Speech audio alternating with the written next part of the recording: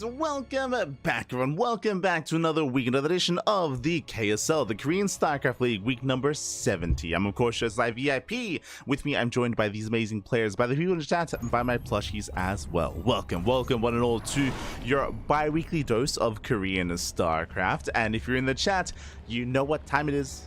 First, exclamation mark B in the chat to have a look at the bracket yourselves. The bracket is live, the bracket is stacked, the bracket is beautiful, and we are jumping into our first series here in the round of 16. And spawning in the top left hand corner of Whispers of Gold, we have the South Korean Terran player. We have the Red Terran representing Team Falcons. It is Bunny. And spawning in the bottom right hand corner, we have his opponents. We have the South Korean Protoss player, the Blue Protoss. It is Rebellion. Whew. And if you're in the chat, you know what time it is. Gamba time. Predictions are open. Place your bets on who you think will claim the series. Best of luck in the chat as you can get your Gamba going. And we dive into our first best of 3 of the day. Let's go, man. Let us go. Again, good to see you all once again. This is a bi-weekly tournament. If you want to help support the KSL, exclamation mark KSL in the chat, and you will get a link to the Patreon. Patreon is where you need to be to support the event. Likewise, Patreon also the place to be to help or to actually gain some replay packs as well from these tournaments, all done via Patreon for the KSL. So much love to the community, much love to everyone involved in the Patreon. Shout out to Chicken Man, shout out to Dave Testa as well for organizing and for hosting the event and for allowing us all to jump in and to cast as well. So big shout out to Chicken Man and Dave, as we settled into our TVP. Also, before I get ahead of myself, if you're in the chat, thank you so much. Thank you so much, Quinton Suits in the chat for subscribing for 9 months. Thank you so much for the support. We do appreciate it. As I said again, double gas opener here, Pastor Factory, delayed CC, likewise Rebellion going for standard opener himself. They're bantering with each other. I don't know what they're saying. If there's anyone that knows Korean in the chat, let us know. Let us know. Vámonos.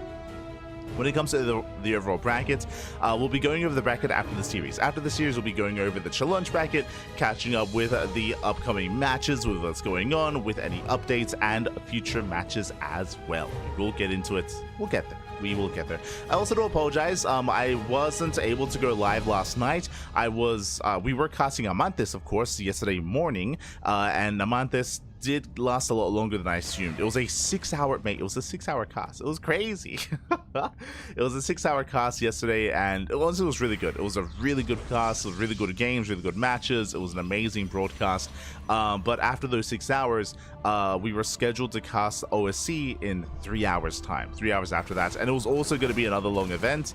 And I didn't quite have it in me, especially because I could cast it, but we were going to be covering the finals of the OSC Season 12 Championship, and I didn't want it to be low energy, especially for the finals. I didn't want like a low energy cast. So as a result, we did reschedule the OSC cast for a couple of days, I believe Monday. So Monday we're going to be covering the OSC mid-season playoffs finals. I'm still going to make sure that we're well rested for that.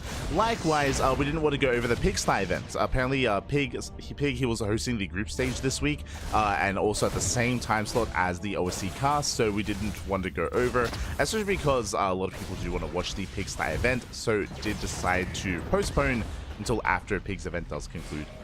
So it's all good. That is the plan. Otherwise, we're here. Otherwise, we are here. For the time being, Reaper dips in. Reaper gets 1. Oh my god, Reaper gets 4. Jesus. 1 scouting probe across the map. Gets 3 probe kills here. Nice damage so far by Bunny. Very nicely done. As a reminder, this was double gas opener. What does this lead into? This leads into early tank push. What do we see? Not just a tank. I see a medevac on the way. So we are moving out with an early tank drop. Hyper aggressive build here by Bunny. It makes sense. We're loading into Whispers of Gold. This map is known for being a rush map, and speaking of rushing, that's what we're doing. We are rushing across the map. We send everything across, and the goal here is to break Rebellion here and now. Now Rebellion, he did go for a Twilight Council opener into Blink. How many gates? So far, 2 gate Blink, 3 gate Blink into a Robo. Relatively safe start. Does have a safety shield battery, and he does scout the move out. Oh, going for the medevac. Does get a couple shots off. And we'll see if he can focus anything down. So far, he's delaying the push. He's buying time for extra warpins, buying time for the own defensive immortal. Ooh, tank volley does go off. The immortal is going to be necessary here as Rebellion. There we go. Immortal now has begun. Was delayed by a couple of seconds. was delayed. ByuN, he reinforces with a second tank. Oh, Rebellion, he barely doesn't intercept. He can catch a couple of Marines, but alas, that is 2 tanks moving forward. ByuN is getting within range, getting on top of that cyber core. Oh, massive tank volume is going up. And Rebellion, he's going to have to dive in. It's not going to be pretty, but oh god, he's taking too many shots, taking a lot of shots already. A lot of tank volleys going up. ByuN, he unsieges, he's turning back around. He's getting the hell out of here. He catches the Stalkers, he gets 1. Takes down 1 Stalker, the other is going to be hunted down. Takes down 2 Stalkers. He rotates. Reinforcements still on the way. He will try to fight this head on, but last Marine count is getting lower. Trading with the Stalkers though. He does still trade with the Stalkers. Trading relatively well here. Oh, the kind of up the jump play. The micro.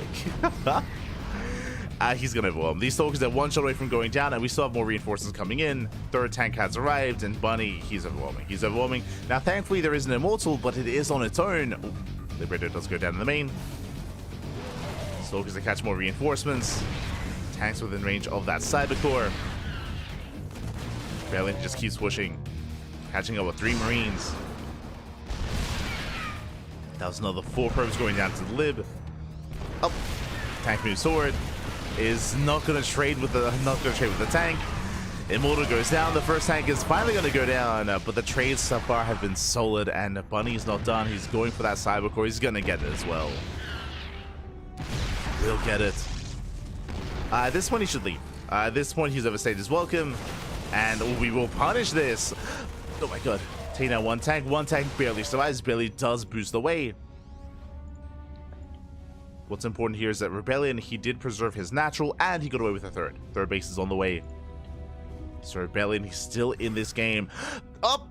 1 more shot. Oh, does get the final tank. Very nicely done. So all 3 tanks go down. Rebellion does clean up eventually, but did lose workers, did lose the cyber core, did bleed out a lot of Stalkers as well. ByuN may not have killed Rebellion, true, but ByuN did trade well enough, and now he's going to build up, back up.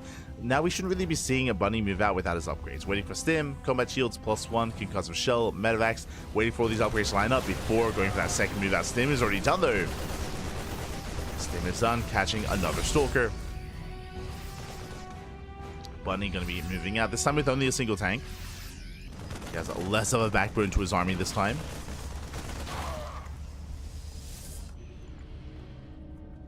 Lucky now he has Marauders. Yeah, Marauders, they come into play. He can trade that much better here against these Stalkers.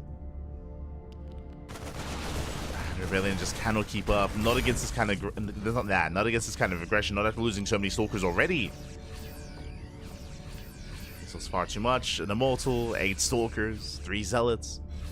Trying to reinforce. Charge is done in a couple of seconds. He needs more time. ByuN does stim in. Stims in, takes out the pylon. No shield battery. Rebellion is up against the wall. Gonna try to rush forward. Mine just going up with connections with the Zealots. Stalkers, they blink in, but the tank volleys are brutal, and the Stalkers, they go down to the tanks, they go into everything. GG gets called, and ByuN, he breaks the back of Rebellion, and ByuN will take game number 1. GG. Just hyper aggression out of ByuN here at the gates, going for the early tank drop across the map. But again, we expect aggression here out of ByuN when it comes to Whispers of Gold. These smaller maps, they do favor aggressive styles. They do favor this build out of ByuN. The question becomes, what map is next? That's what I'm most interested in. Where does this lead into, and where do we go? As that will most likely influence how ByuN will approach this. Do we load into another smaller map like Ultra Love or Ley Lines, or do we load into a larger map instead? Bearing in mind that we do feature a unique map pool in this tournament. Maps like Abyssal Reef, Neo Violet Square, and King's Cove are not available here in KSL, as is the case with most online events, to be fair. Most online events do remove those maps. Here we go. Getting into our next game. Oh. And game 2 is going to be on Ley Lines. Let's go. Just catching up in the chat. Taking a cast off. Rest that map. Yes, into a dangerous thing. Ah, no. Yeah, I just I mean, again, I could have casted, but I was just a little bit concerned that it would just be very low energy, which is not what I want for the finals of a tournament. So it's rescheduled to Monday. But here we go. We're jumping into game number 2, and spawning in the top right-hand corner of Leylines, we have our South Korean Terran player, the Red Terran representing Team Falcons. It is Bunny. And spawning in the bottom left-hand corner, we have the blue Protoss player. We have the blue Protoss from South Korea down in the series. We'll see if we can bounce back and force the ace match. It is Rebellion. Here we go.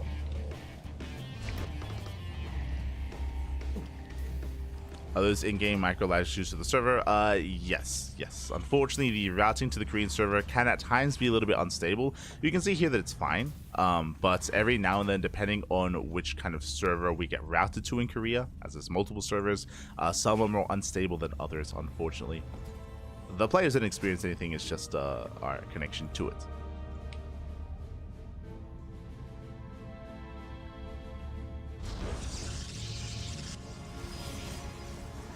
Go.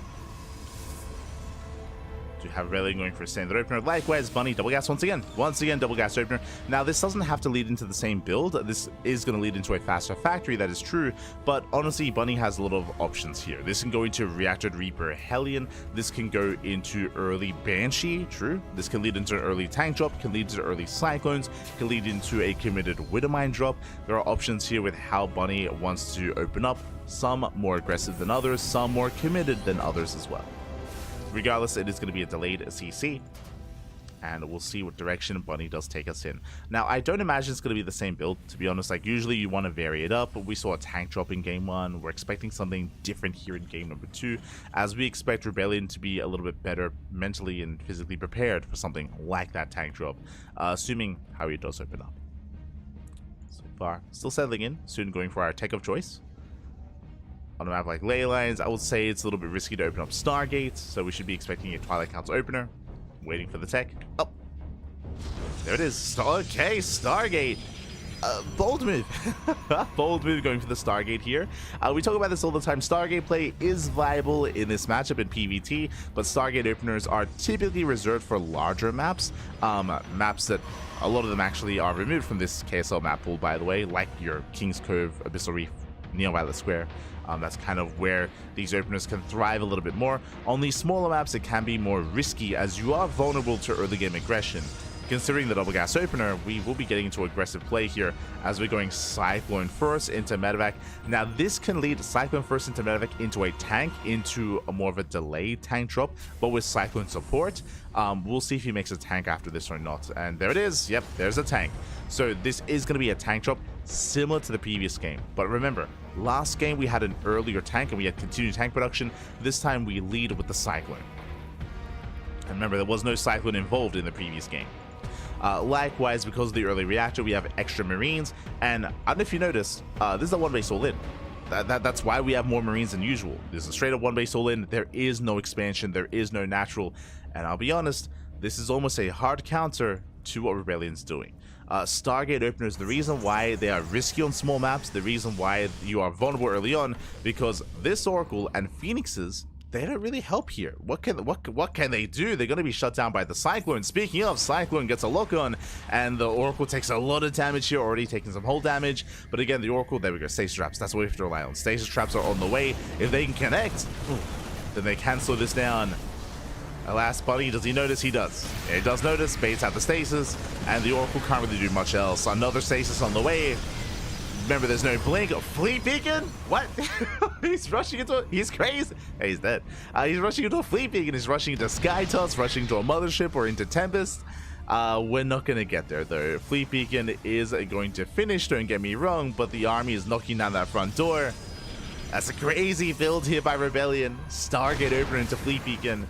Yep, rushing into Tempest. Let's go. Tempest on the way. But alas, it is a one base all in, and by the time the Tempest arrives, the natural is not going to be existent. It's going to be gone at this point, as Bunny is pushing forward. I mean, looking at the Tempest, it looks like it will arrive in a couple of seconds, and that will help somewhat. And Bunny's taking his time. He's taking his time, slowly encroaching on the base with these bunkers. Tempest can try to focus down the lib, can try to focus down the tanks. Well, maybe we don't say the tanks. The bunker at least. Going for the Viking. Ooh, takes a lot of damage already. Does take a lot of damage. Shield battery does help support. Yeah, he wants to rush in. Scans, baits out the stasis. There's a mass salvage. I mean, that Tempest more than anything has suddenly put urgency into Bunny. Does rush forward, sieges up, and he will knock down this position. Ugh, yeah, the shield batteries are being targeted down, and the Tempest thereafter did get the Viking though. Viking did fall. As the natural has been broken. Liberation zone here at the ramp. Natural's going to go down. And again, as soon as the Tempest was revealed, bam, mass salvage, pushes forward. Knows that there's nothing to stop him. Workers are going to fall. The boys are being pulled in. And they're all going to go down. Now there is a second Tempest, true. Second Tempest has arrived.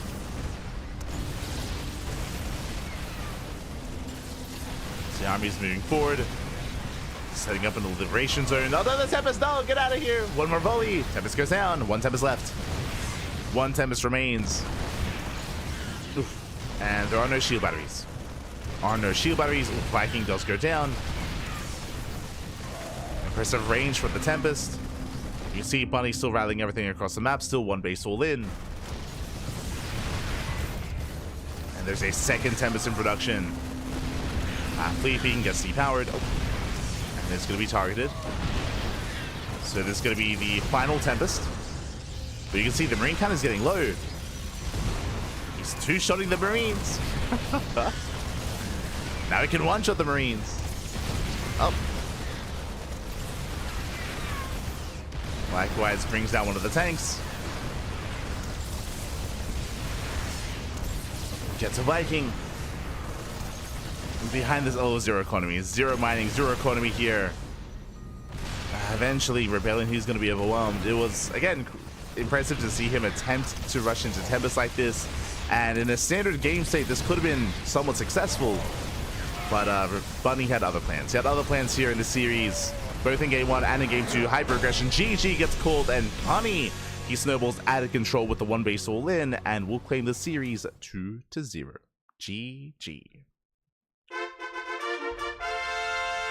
GG, well played, Bunny. He will claim the series, will advance on. Again, hyper aggression game. I mean, I just assumed, he did go for a different build. I was going to say, I just assumed that he would go for a different build in Game 2. He did, but he just doubled down and went even more aggressive. Went for the reactor on that Rex, into Cyclone, into Tank, into Starport, into one base all in, Mass Marine, and just committed then and there. Even pulled a couple of boys to throw down those bunkers, and with that, Bunny does claim the series.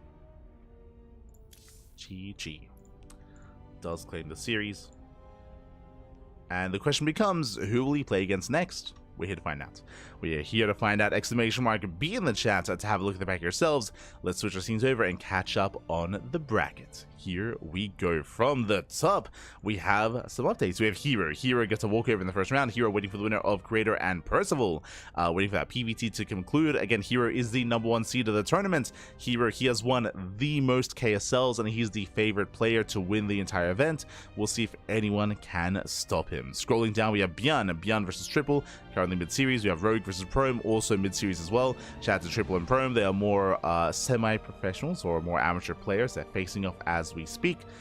Best of luck as they are facing up. And most likely we'd see ByuN versus Rogue in that next series. Meanwhile, we just got an update. Dark, he takes down Ateshi 2-0. Ateshi is a Korean Protoss player, but alas, Ateshi does fall, and we have our next series. It's going to be a quarterfinals match between Dark and Bunny. Again, it's a rematch. Fun fact, these two have faced off, I want to say last KSL, maybe the KSL before that, but they've played relatively frequently, and we were there last time. We're here once again. We'll see if the outcome is the same, or if Bunny can get his revenge.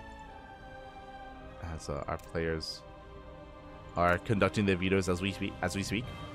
Scrolling down a little bit further, we have KyRo. KyRo takes down his opponent 2-0. KyRo waiting for the winner of Classic and Newt as they face off in a PvP. So best of luck. to mute, as Classic is going to be one of the other favorites. Of course, Dark is the #2 seed of the tournament, and we do have more updates coming in. herO takes down Prime, but again, we have our next series. We have our Dark and our Bunny. Let's go.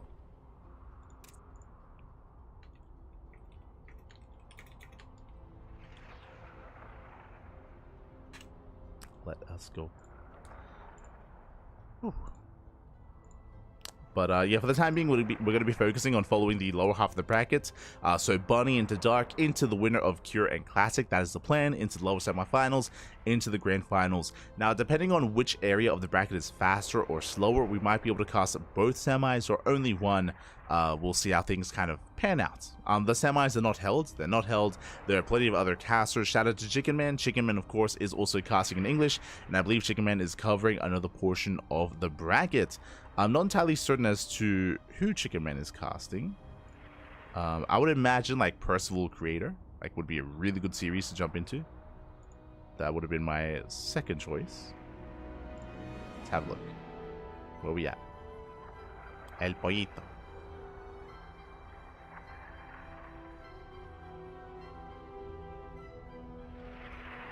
Yeah, he's on Percival Creator. Yeah, makes sense. It's a really good round one match.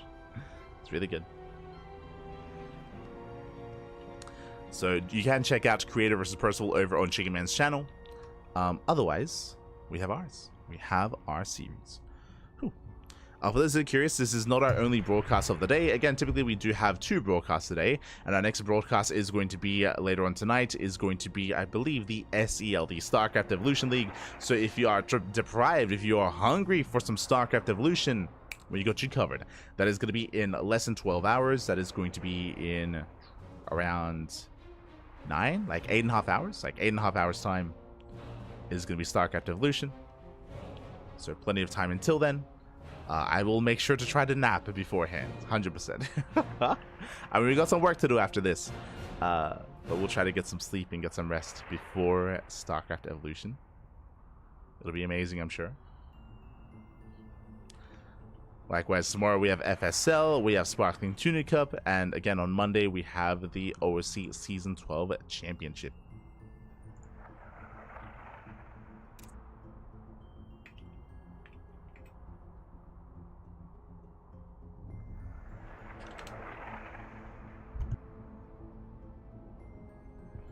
That is the plan.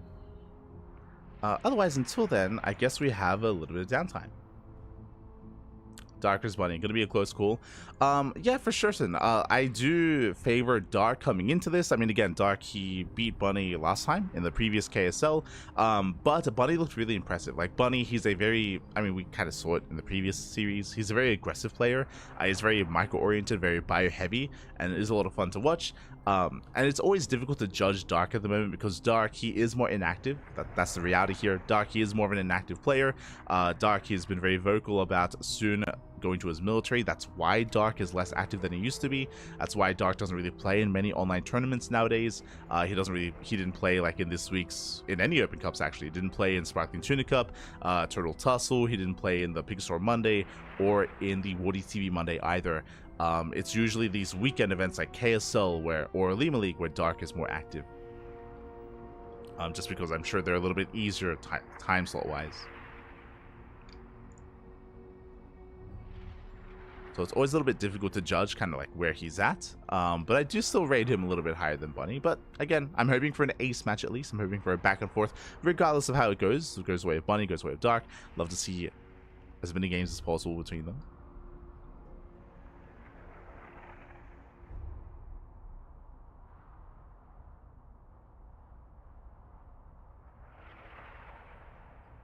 Inactive, kind of not a 8-hour train. Sure. Are you admitting the tournament today? I believe Chicken Man is. I believe Dave Testa is not available this weekend. But Chicken Man, he's. I mean, even when Dave is here, like Chicken Man's usually the one, you know, making sure that everything's running smoothly and nothing's on fire. Big shout to Chicken Man. It's hard at work behind the scenes.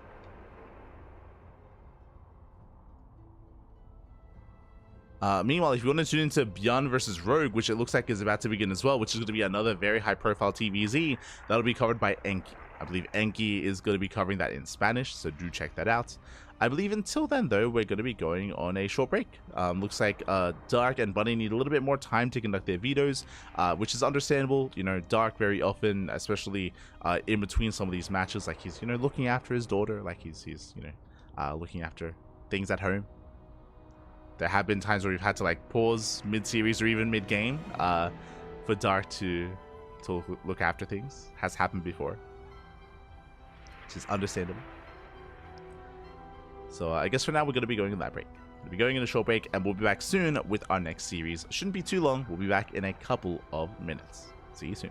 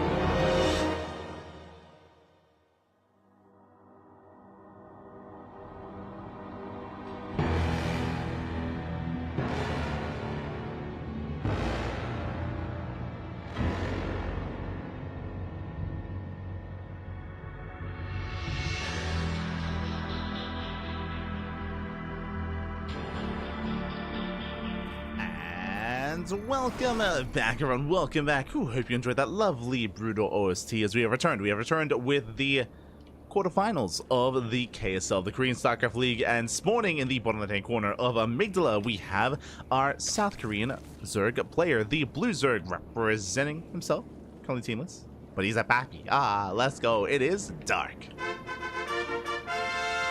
And spawning in the top right-hand corner, we have the South Korean Terran player, the Red Terran, representing Team Falcons. It is Bunny. And thank you so much, Fried Fish in the chat for the Twitch Prime. Thank you so much. Thank you so much for subscribing. Thank you so much for the Twitch Prime. Hope you enjoy the content. Hope you enjoy the casting. Hope you enjoy the StarCraft.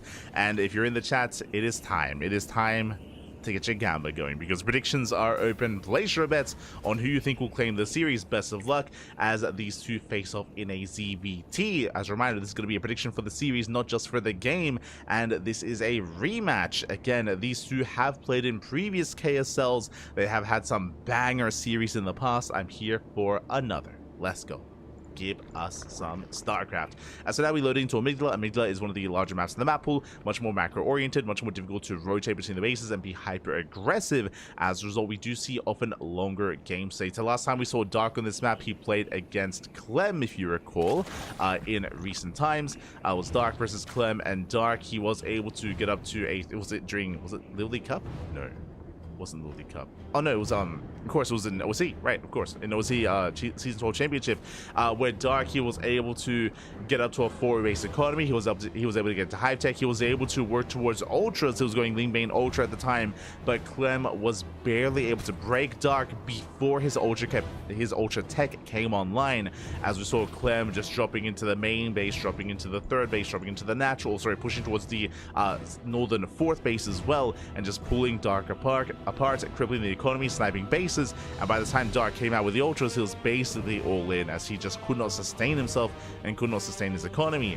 We'll see how Dark will open up this time. If he does try to go Ling Bane Ultra once again, we'll see how Bunny is able to respond. As again, Bunny, he's often a very aggressive player himself, especially when it comes to fire play, when it comes to drop play. Already delays the 3rd. Not bad. 3rd base is delayed. Likewise, we have we have the eBay block here at the triangular 3rd base as well. And with that, Dark, he is contained on 2 bases. Cheeky move at a Bunny. Is a cheeky move, again, just ensuring that there is no expansion. Does force a recancel of that Gas Geyser. Forces it to be taken once again. eBay is under fire. Marine does race back. As it was, or as the Reapers across the map, of course. Marine is going to be hunted down. Massive pickup. Getting into the main, threatening the mineral line. Wow, oh no, it finishes! As the gas does complete. Dark in rough position. From here, we'll get to SCVs, though. It's going to be a 2nd SCV going down. 3rd SCV. Ooh, this should not be happening. 3 SCV kills already. Yeah, 3 SCVs finally needs to be cleaned up, but this is some nice counter damage here by Dark.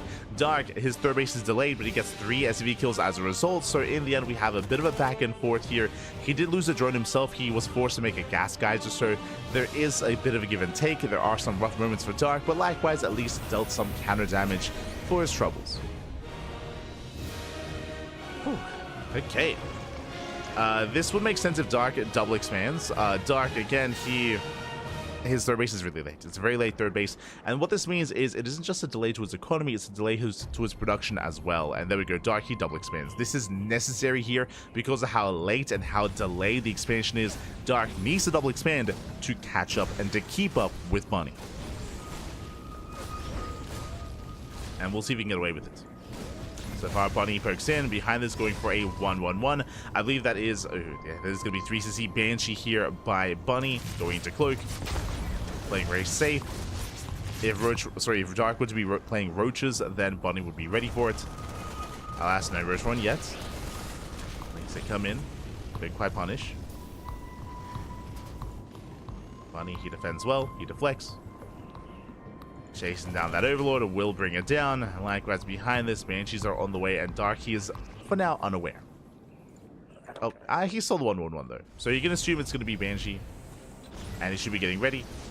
We should be seeing Spores on the way momentarily. As Helens, they poke in, they confirm the timing of the 4th. Confirms already on the way.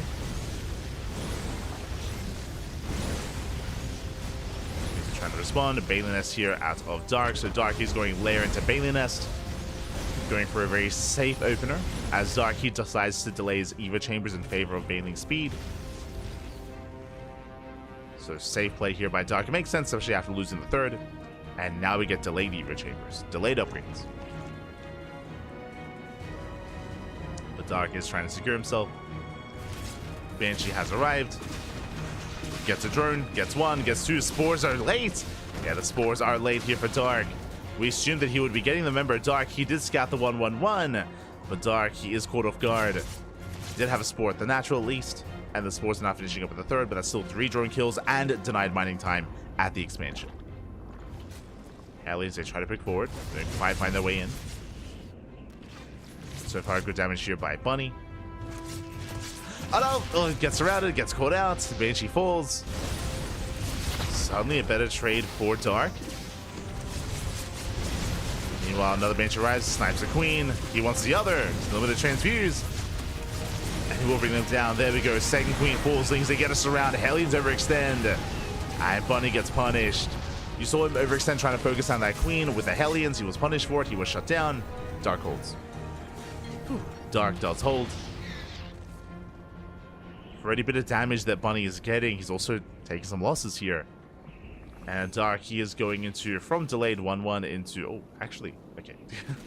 Did rebuild that Eva Chamber, but is going into Hydras. So Ling Bane Hydra out of Dark, not going Ling Bane into Ultra.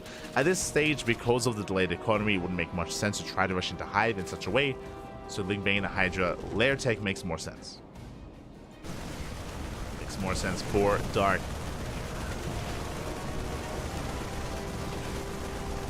Bunny knocking down those rocks. Gaining access to the gold.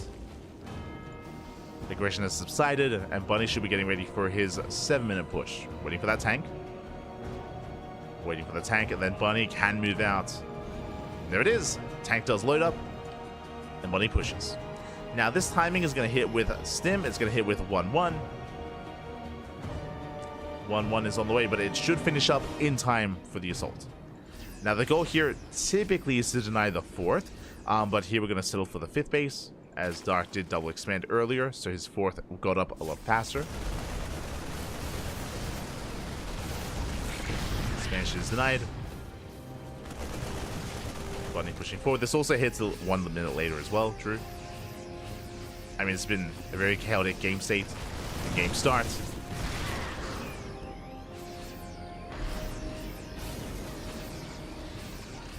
But can he push in towards that third? See Dark getting ready for a surround. Coming in from behind. Waiting to collapse on the army. And there we go. Dark, he's going to commit. And he should have enough. Bunny sends forward. Banelings are revealed. Has to kite back. Nice kiting, but the tanks will fall. And without those tanks, he has to get the hell out of here. Does have to pull away. And Dark holds. Dark, he holds on. Bunny did overstay his welcome. Sniping the 5th base was good, but after realizing he didn't have enough to push in towards the 3rd, he did have to get out of here. And with that, loses 2 tanks. And now Dark has that much more freedom. Now Dark, he can freely tech, and he is. He is taking up into a Hive. Hive is on the way. This should be for Viper tech and for eventually Lurkers. Ideally, we would have a Lurker den already, but Dark has yet to throw one down. No Lurker den yet. So just focusing on Ling Bane Hydra. Taking the gold. Double expanding.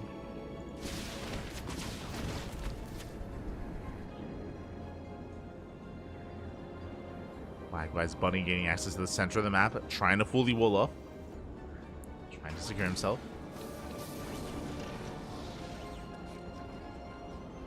And with this center push, he can try and deny the gold. There is an opening here for Dark. As he goes for a counterattack. Army gets spotted. Dark getting ready for a flank, and he's collapsing in. Once again, Tank is exposed. Tank is going to be the first to go down. Oh, Bio Army does stim back. And Dark, he doesn't have to keep pushing. Takes down one more tank. And another. Whew.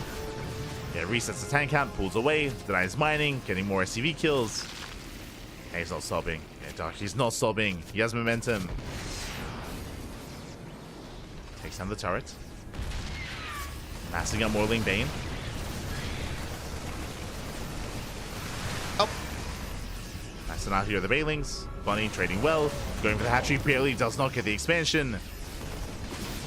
He wants that gold. Does want the gold base. Bunny trying to force a distraction. Likewise, Bunny a little bit concerned about a flank. I mean, he should be. Jumps over the wall. Yeah, forcing a fight within range of the tank. Not bad. Hydras are going down.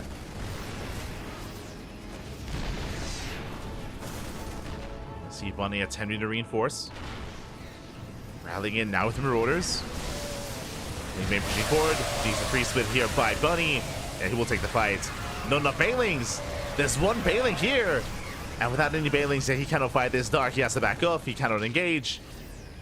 Bleeds out a lot of units, and Dark is in trouble. Base goes down. And we need Bailings, maybe, instead of going for a big counterattack. He's going for a run-by, going to try to catch reinforcements, cripple the economy, try to force an all-in.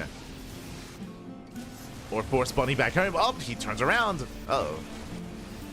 He's at F2 for a moment there. Bunny turning back. And SCVs are falling. Not too many though, only 8. Only 8 SCVs going down. Vipers coming in, they get a power bomb. Go blinding clouds. Which means the base is gonna fall. And this is looking bleaker and bleaker here for Dark. The lean run-by was good, but needed to be better. He needed to cripple Bunny, needed to force an all-in. Bunny's still in 60 SCVs and a gold base. He's still fine. He's perfectly fine. We get another unburrowed. Alas, links are dealt with. And Dark is being starved out. He's being starved out at this point. He lost 2 expansions. Dark, he's on 4 bases. All Bunny needs to do is rotate. Just rotate towards that southern base, knock it down. And he's headed there. Headed towards that expansion. Dark has any Vipers left? He has 2. He has 2 Vipers. They're topped up. Now, with some solid blinding clouds, Dark, he can survive this, but it's not going to be pretty. Like, it's not going to be an efficient trade. As it's going to be off of creep. Off of creep, he has a small army as well. It's going to be down in upgrades. +3 carapace finishing up soon for Dark. True. Lane run by coming in. Distracting Bunny, forcing back reinforcements. And during that distraction, here comes Dark. We blinding cloud 2 of those tanks. Yoink another. Oh yeah, this position will not be broken though. Will not be broken. SCVs are going down though. And this is what Dark needed. He gets 18 SCVs, but this was needed earlier. Now it might be too late. And Bunny's already gained so much ground. He's gained so much. Another base is going to be falling. Dark is trying to double expand, but he will lose the 4th. Now he's on 3 bases. Now he's stuck on 3 bases. Dark once again going for another run-by. Like, these run-bys are the one thing keeping Dark in this game. But this time he runs into Bio, heavily overstimmed. Oh my god. Very overstimmed.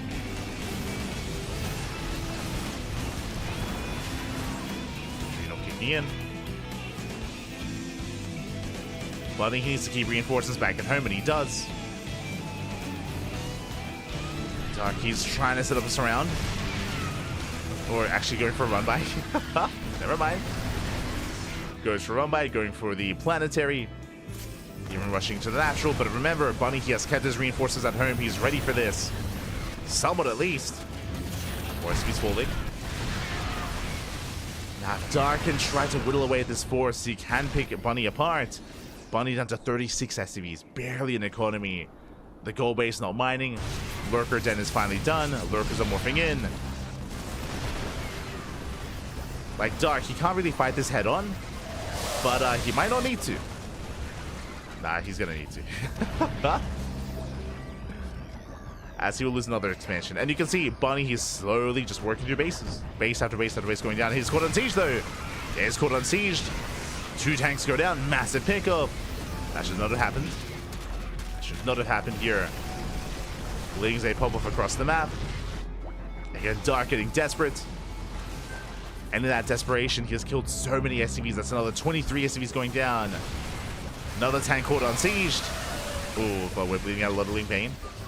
Lurkers are morphing in. Do we have any scans?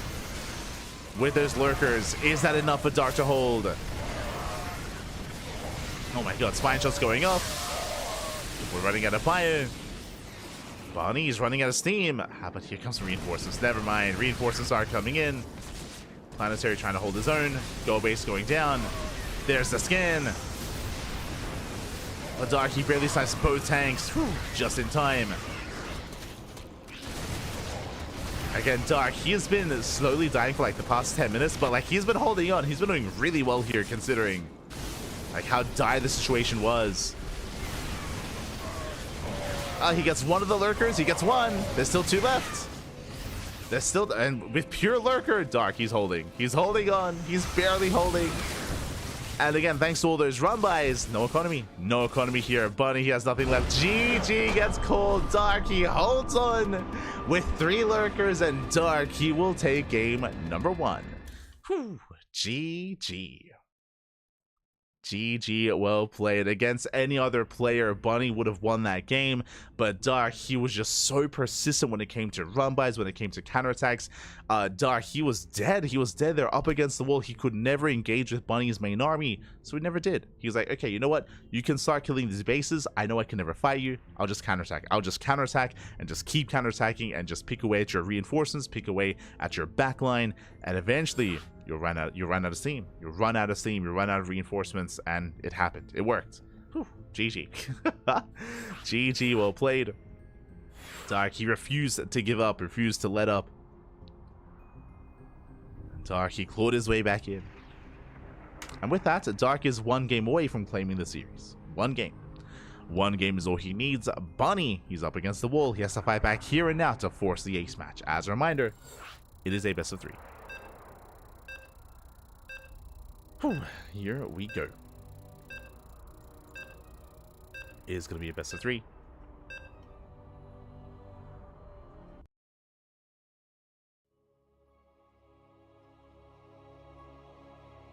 And just really patient play out of Dark as well, right? Like Dark, he was so patient when it came to pulling back, when it came to avoiding any major engagements with that main army, just holding the line and forcing the siege. Also really opportunistic. Remember, every time that Bunny moved forward with his tanks, we saw Dark lunge forward as well, without lunge of course, but with just his Ling Bane Hydra, and snipe 1 tank here, 1 tank there, catching them unsieged at those opportune moments. Just slowly picking away at the Terran. And now we're loading into game number 2 and spawning in the bottom right hand corner. Proxy, let's go. Getting proxied. We have the South Korean Zerg player, the Blue Zerg, leading the series 1-0. We'll see if he can hold on. We'll see if he can survive. It is Dark.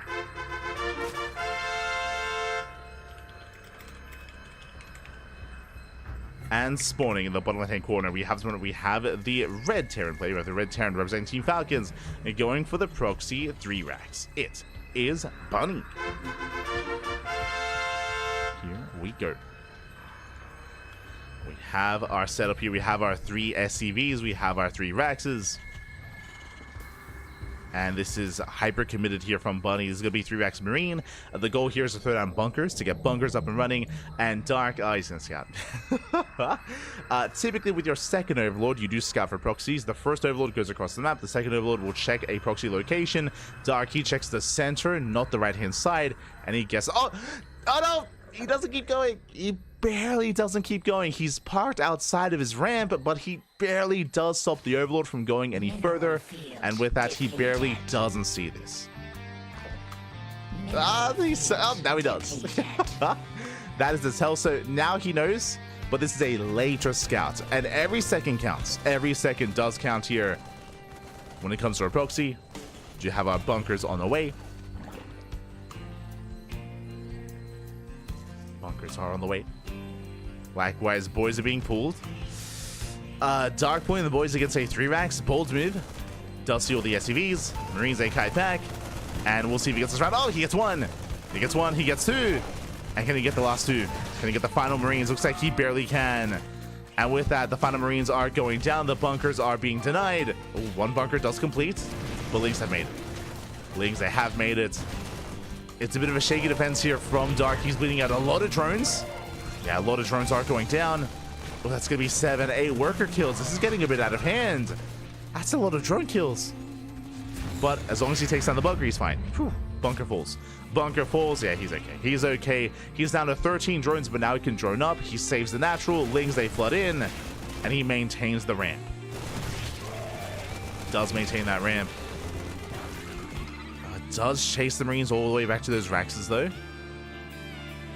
So this is still a really rough position. Again, because Dark lost so many drones, the economic game state is very similar. Let's go. We pull the boys. The boys are being pulled. One last ditch effort here from Bunny. Does leave a couple of SCVs to mine from. But those 4 Lings, they do slip in. They do slip in. They will confirm. They will delay the mining. And without a Spine Crawler, it's going to be a tough hold. Spine Crawler is in production. But it's not going to finish in time. Here we go. Bunny. He's going for the kill. There's 6 Lings to defend. The boys are being pulled. The boys. Versus the boys. Let's go. Yeah, Queen pushes forward, and all we have to do is buy time. Buy time for the Spine Cooler. Spine Cooler is almost done. It's almost done.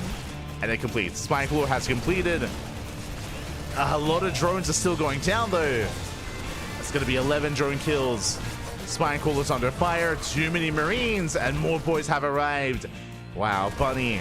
He's so close to breaking Dark. So close. Oh, my God. Down to 5 Marines. 5 Marines left. Queen pushes forward. More Lings trickling in. Oh, my God. Bunny down to 0 SCVs. 0 SCVs left. He has mules. That's all he has. He has 1 mule in a dream. Oh, my God. But alas, he's out of Marines. He's out of steam. He's out of steam here. Darky has an economy. That's all that matters. He's making more Lings. Shuts down the ByuN. And Dark holds. Darky does hold. It was a tough hold. You can see here, Bunny down to 2 Marines. Dark went down to 5 drones. Darky went down to almost nothing. But he holds. He holds. He saves the Queen. Oh, Bunny racing back home. He has to save the mule, Pap. He has to save it. Oh, no.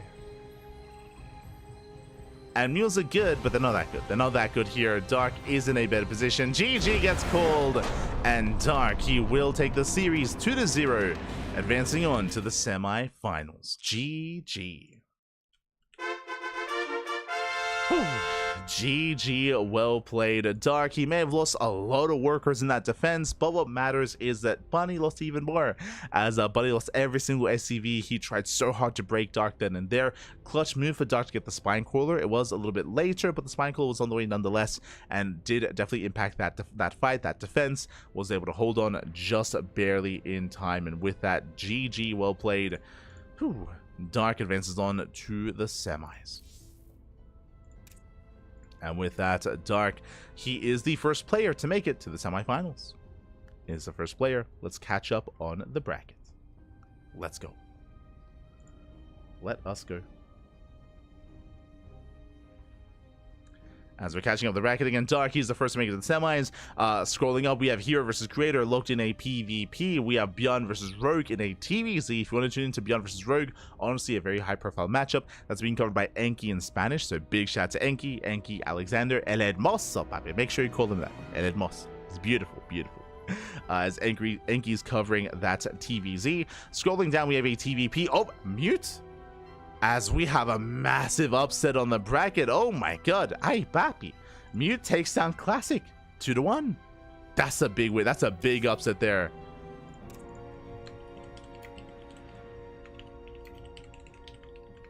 Crazy. Oh my God. As Mute, he's up against Cure as we speak. And I believe they're still mid-series. They just came out of game. Do we jump in?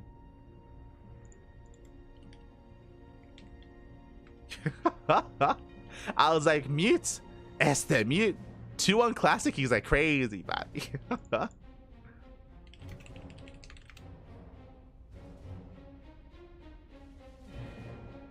And we might be able to jump into Mute versus Cure. Have a look.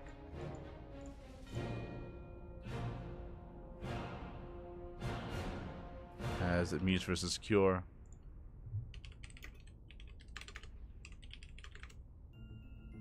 Yeah, they're mid-series. It's okay. So Mute versus Cure, they are mid-series, and we are jumping in.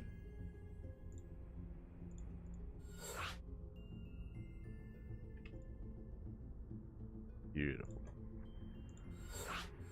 Ooh, okay, so I'll be honest, I just assumed this was going to be Classic versus Cure. I made that assumption. That is not the case. That is not the case here. And we are going to be jumping in mid-series. Cure is leading 1-0. And we'll see if Cure can claim it or if Mutes can fight back and cause another crazy upset. Let's go. Let us go.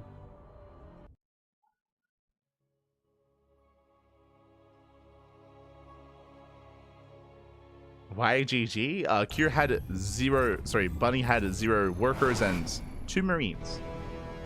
What? Why would he not GG? What are you talking about? True. What a premature GG. But how dare he not stay in there with the 1 mule? Wait, what? Yo, if you're out there, if you're huffing that mule copium, be careful. It's a dangerous drug. Like, mate, he had 1. That's basically a full mineral line worth of drones. 1 mule. Oh my god. True. As we're getting into game 2 and spawning in the top right hand corner of ley lines, we have the South Korean Terran player, the Blue Terran, representing Team Liquid, leading the series 1-0. It is Cure. And spawning in the bottom left hand corner, we have the Peruvian Protoss player, the Red Protoss. He was able to bring down Classic, by the way, in a crazy series. It is Mute.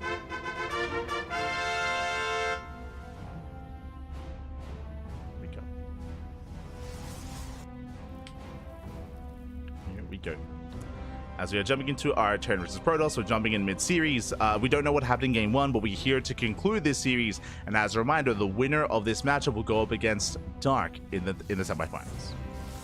The winner will go up against Dark.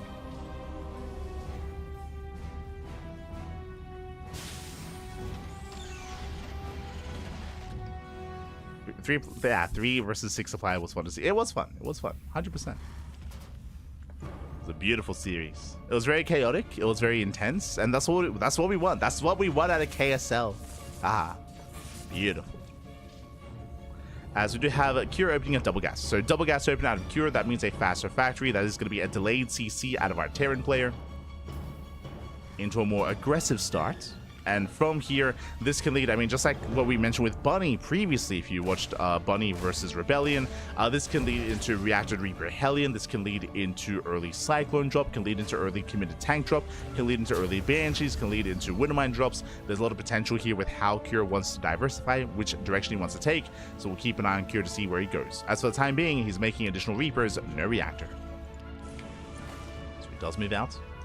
Hellion behind this to support, no Tech Lab, no fast add-on. So initially, Hellion Reaper will gain a map control, will gain some vision, gain scouting information, which is going to be important considering the opener of Mutes. He does open up, and not Twilight Council, Stargate. Ooh, okay, bold move opening up Stargate. If you recall, the last time we saw this was Rebellion versus Bunny, and Rebellion just got 1 base all in. Now, thankfully for Mute, Cure is expanding. Cure, he didn't go for the early Tech Lab. Cure did go for a more scat heavy start, and he will confirm. He gets eyes on the Stargate. He now knows what's happening. Cure is aware. From here, he rotates over. Does rotate, does hit the mineral line. Gets 1 probe. Gets 1 worker. Reapers a double back in. Going for the mineral line as well. Boys are being pulled. He's got 1 worker so far. He gets 3. Gets 4. Oh, 4 probes go down. And he confirms no Phoenix. He confirms the Oracle opener out of Mute. So Cure, he's more aware of what's going on. Behind this, getting to his own setup here. Into his Cyclone. Typically, we respond with Cyclone into Viking. What's interesting to me, that is not a Viking, that is a Medevac. What does that tell us? That tells us that Cure is not being defensive. A Viking would have been more defensive to keep up with any kind of harassment. Medevac means we're boosting across the map. It means that we're being more active, more aggressive, and we're pushing. Let's go. Medevac has arrived. Likewise, waiting for the Oracle first. Again, he knows about the Oracle, and he's in position. Oracle gets spotted. Cyclone on the way. Cyclone in pursuit. Oh, it does get the lock on. Oh, and it's gonna be difficult here to get away. Yeah, lock on is brutal, and the Oracle, oh my god, barely gets, oh, get out of here, keep going. Breaks the lock on and does slip away. Meanwhile, we spoke about the move outs. Here it comes. We have Marines, we have Cyclones, we have Medevac. Everything is pushing out across the map, as we did mention, reinforcing with more Vikings, with more Cyclones as well. And this is going to be a tough hold for Mute. Thankfully, he does have a shield battery. Shield battery is done. Charge is not going to be done in time for this defense. Does have 3 Adepts. Yes, 3 Adepts trying to hold on.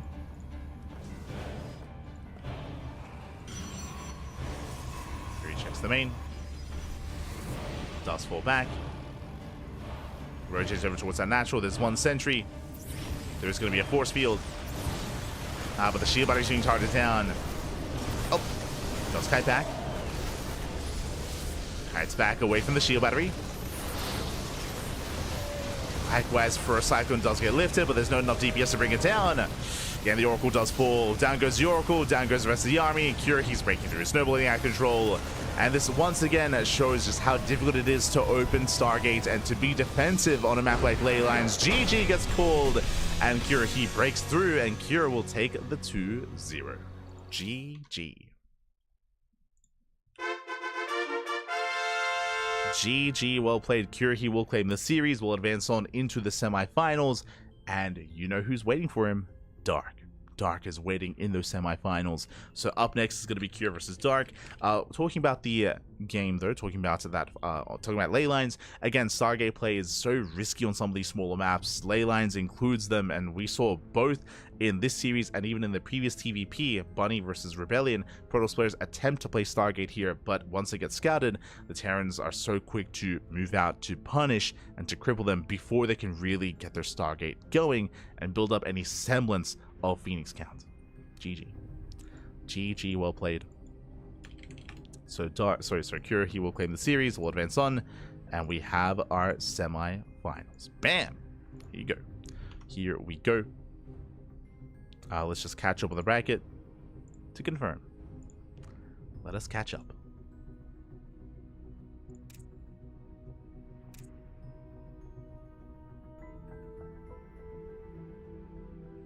As we quickly go over these results. From the top, we have herO. herO takes down Creator 2-0. herO waiting for the winner of ByuN and Rogue in the upper semifinals. Meanwhile, we already did cover Dark versus Bunny. We also covered Cure versus Mute, and we have the lower semis. Dark versus Cure in the lower semifinals. We're going to be focusing on our lower semis. That's going to lead us into the grand finals. If the upper semifinals is not done by then we might be able to cast both. We might be able to cast both lower and upper semis. That might be the case here on the channel. We'll see. We'll see. It does depend on how fast or how slow some of these matches are. So most likely we are nearing the end of the broadcast in a way, or at least the later half. Either we have 3 matches, lower semis, upper semis, and finals, or just lower semis into finals. So either 2 matches left or 3 matches remaining. One or the other. Alas, vetoes are underway as we speak between Dark and Cure. And again, currently the upper matches are waiting for ByuN and Rogue. They're being played out currently over on Enki's channel. Speaking of Enki, El Hermoso, let's catch up. What's going on? Slipping in Enki, he is out of game. Ooh. He is out of game. Gonna get a read what's happening. Oh, I see este Luciano. But I'll give you guys a link. GG, GG, GG. Well played. Well played. Well played. You did well defeating Classic. Again, you already caused a crazy upset. Like it's off screen. Hold on, there it is. Mute 2-1 Classic. That's crazy. It's crazy. Man, if you can take down Classic, you can take down herO, you can take down anyone. Este Mute.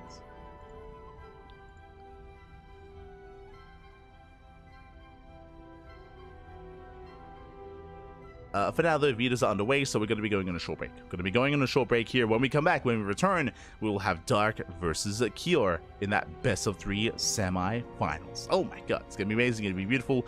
Likewise, oh, we just got an update. There's a reason why Enki was out of game. You can see there, ByuN. ByuN takes down Rogue 2-1, and we have ByuN versus herO in the upper semi-finals. So it looks like both semis are going to begin at the same time. They're going to begin at the same time, and I believe the upper semis are going to be covered by both Enki alongside Chicken Man. I believe Chicken Man is going to be casting those upper semifinals, so check out Chicken Man. Again, he is the organizer, admin, and one of the big names behind the KSL, behind the Korean StarCraft League. If it isn't for Chicken Man, this event would not be possible. Not just Chicken Man, but Dave Testa as well. Here we go.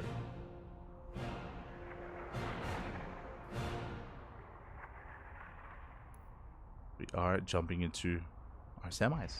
But for now, we're going on a break. For now, we're going on a short break. When we come back, we'll have our next series. We'll have our next match. See you soon. See you soon after the break. Take this time to get some snacks, get some food, get some water, drain your disruptors, massage your marines, and hydrate all of your hydras. We'll be back soon. Enjoy the brutal OST. Enjoy.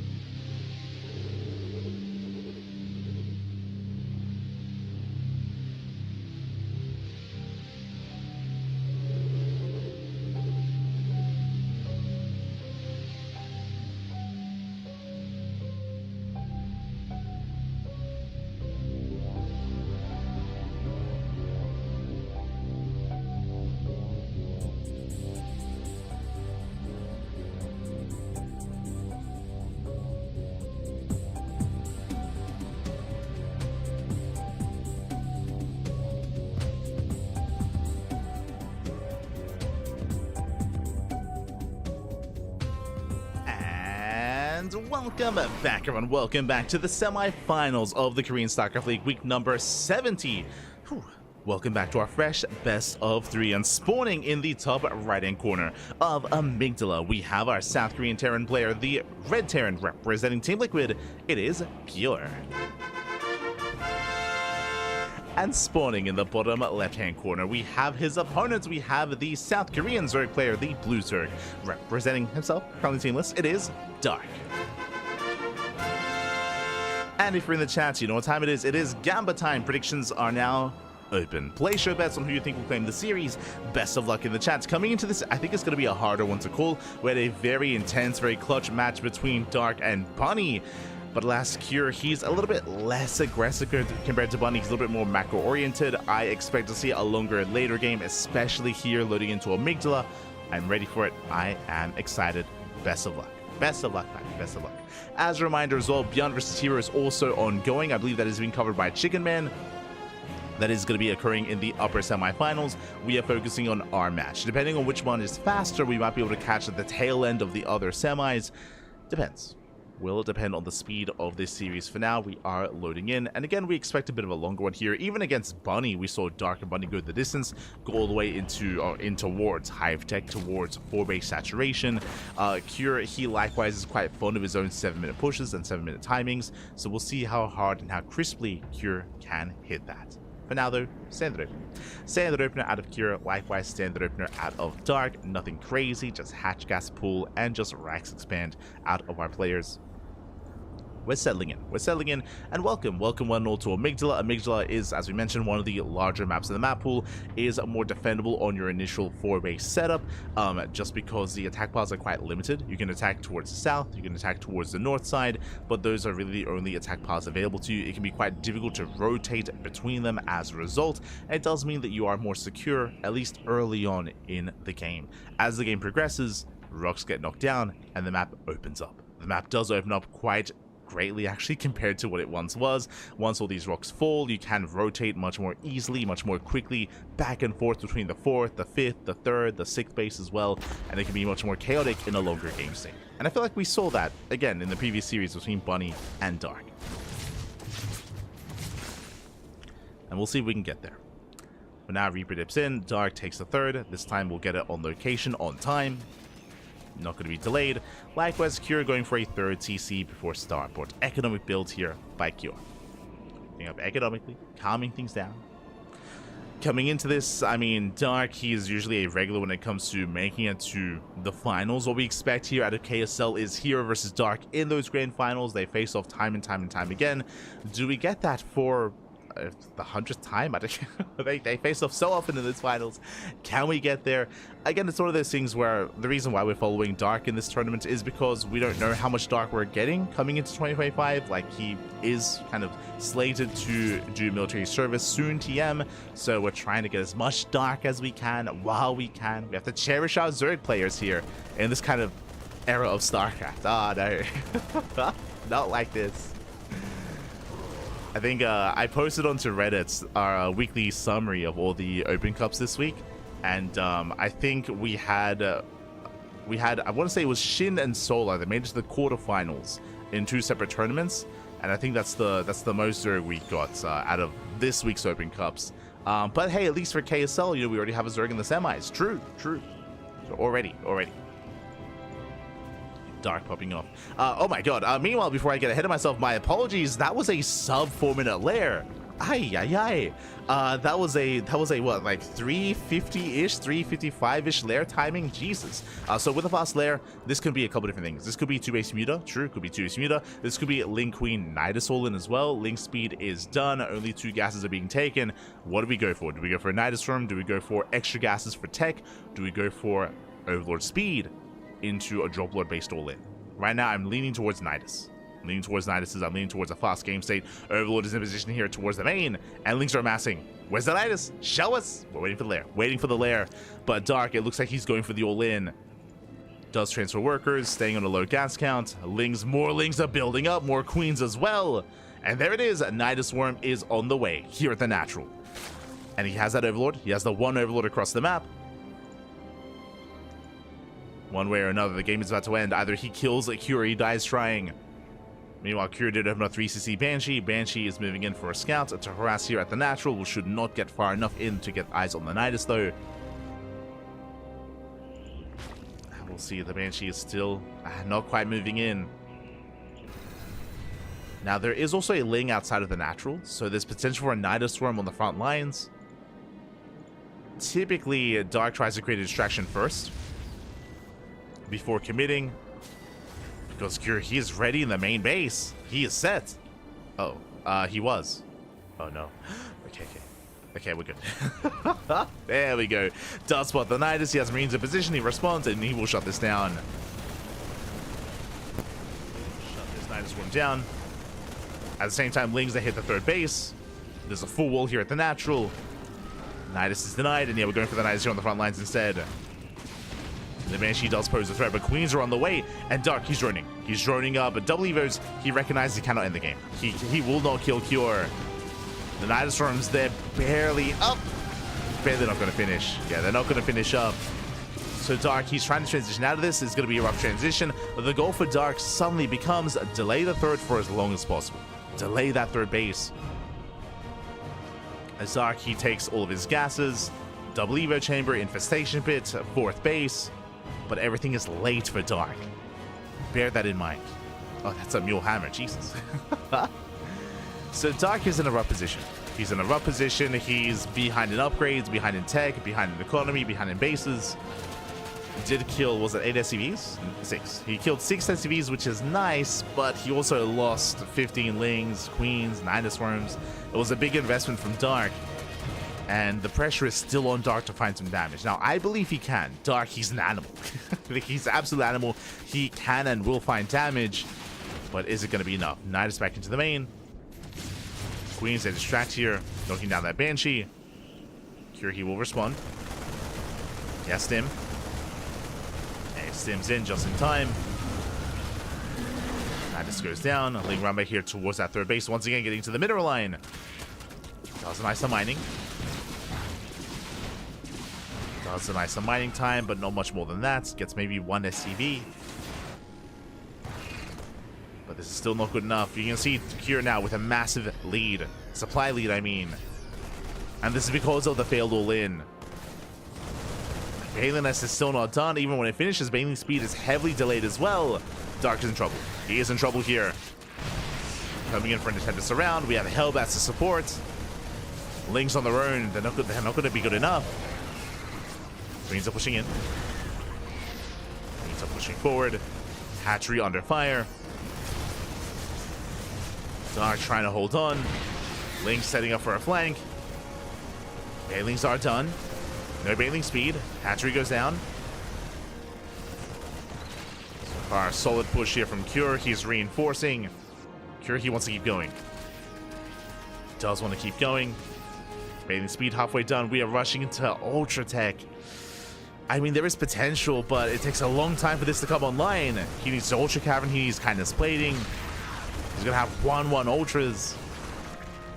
Which is not going to be ideal. But, I mean, Dark, he has to cut corners, right? He has to do something crazy to survive in this game. He cannot play standard. Knocking down Rooks, potentially getting ready for a Link counterattack. Cure still rallying across the map.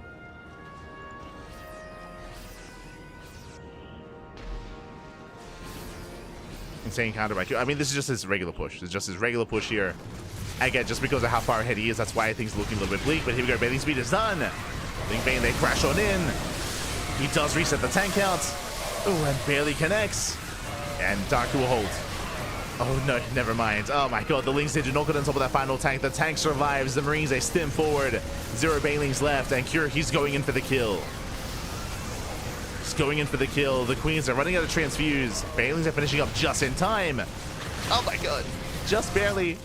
Oh, my, they connect. Yeah, massive connections. Whew. And Dark, he survives for now, but here come reinforcements. And the reality is here, the rally's getting out of hand. The rally's getting out of control. GG gets called, and Cure, he will take game number 1. GG. Kira will take a lead. Again, Dark, he was completely all in with that Ling Queen Nidus all in. Unfortunately, he wasn't quite able to get the Nidus up, and you saw that partway through that all in, Dark, he recognized he won't be able to pull it off. He recognized he would not be able to kill Kira because his Nidus worms were failing to get up, and so Dark, he tried to transition out of it, but when you're all in, you say that for a reason, right? You set so much of your tech, so much of your economy, so much behind late upgrades, late expansions, late workers, late everything in favor of that Nidus all in. And because of that, Cure, he just moved out and was able to roll over Dark. GG. GG, well played. Dark, he did make it close and he had some moments. Shout out to Dark again. He was trying to rush into ultras. That would have been a way for him to cut corners and try to rush into tech to try to survive. That is one of the things that you can do to recover. Either be hyper greedy economically or tech wise. Did go for tech there, but wasn't quite able to get away with it. Was brought down as Cure, he wasn't really too concerned about staying back at home.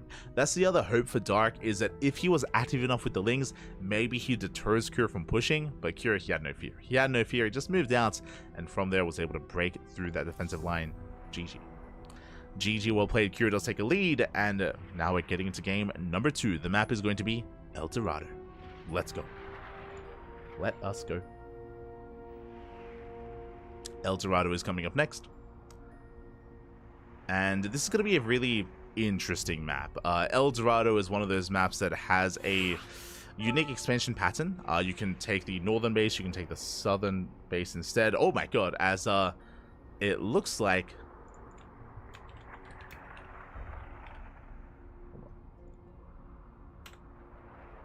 It looks like the upper stem is already done.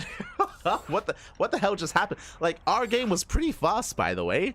As a heads up, herO versus ByuN, they already finished. Those must have been some very, very fast games. Jesus. That was an insanely fast series. Again, this was an all-in out of Dark as well. This was not a long game between Dark and Cure, and herO and ByuN are already finished. Jesus. And that means, of course, herO is waiting in the grand finals, waiting for the winner of Dark and Cure.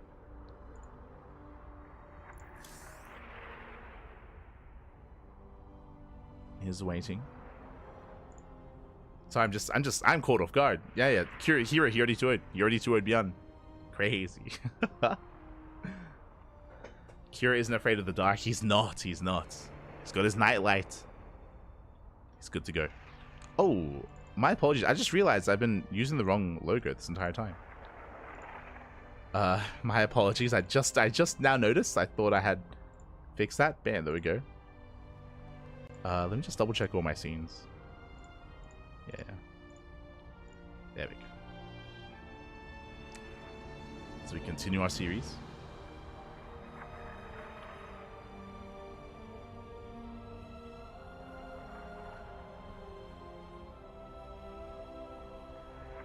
And herO, he has some downtime at least. herO, he has some time to himself where he can ruminate, even watch the matches.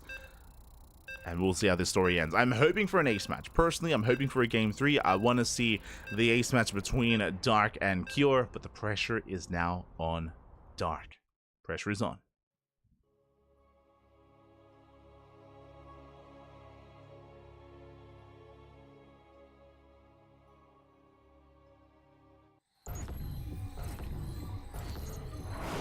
And spawning in the bottom right-hand corner of El Dorado, we have our South Korean Terran player, the Red Terran, representing Team Liquid, leading the series 1-0, and one game away from making it to the grand finals. It is Cure. And spawning in the bottom left-hand corner, we have as opponent, we have the blue Zerg player, the blue Zerg himself, down in the series. We'll see if he can bounce back and force the ace match. He needs your support. It is Dark. We go. Oh god, oh, thank you so much. Thank you so much. I'm happy you favor Zerg matchups to stream. Still got SC2 to watch in this semis, unlike those Terrans and Pros. I like those TVPs. I mean, that's typically what we do here on the channel. Like, I'm very self-aware that Zergs are usually not making it to the finals. I mean, even semifinals, to be fair. They're usually not making it that far. So whenever we cast a tournament, I usually, like, kind of key in on someone like Shin, someone like Solar, someone like Dark, someone like Eba, Nikic. I usually try to hone in and cover some Zergs while I can, just because I know that we're gonna get to the PvPs and TvPs anyway. Like we'll get there. Like we'll get to those matchups eventually, so I know there's no rush. There's no S to E. Ian is a Korean caster, by the way. Ian is a Korean caster. It's like he's whispering someone. Yeah, like I know we'll get those matchups eventually, so there's no rush. That's why usually I try to cover some of our Zergs early on while we can. There's no demand for PvPs or TvPs because we get plenty of them. What I will say though is that we have been deprived of TvTs for a while. Like I think I've casted like a handful of TvTs this year, like maybe 4 or maybe 5 at most. Like we cast StarCraft multiple times a day, every single day, and TvTs are also a rarity. But what I will say is that the reason for that is because Clem doesn't play TvT anymore. So like we've already lost like a potential like TvT matchup there. So we see just a little more PvTs because of that. That's also why. For now though, we are going to be moving out. A standard open out of Cura, likewise hatch gas pool out of Dark. We have seen Dark open gases on this map before, but he has opted not to do so this time as he goes for the linear expansion. Talking about the game itself here, it is not uncommon for players to try to mine through these gold minerals, and we do see Curie checks. He does check, just barely gets away, but Cure, he is checking to see if Dark does take the triangular third. Dark has not, and Cure confirms. Curie's going to double check, and will get on top of that linear third base, does confirm, and now can retreat, can rest up, can rest easy. And now based on this CC location, Cure here, he might be tempted to expand and try to take the gold. The gold base, the triangular third base. We'll see how Cure decides to take his own expansions. Going 3 CC into Starport. So economic builds here by Cure.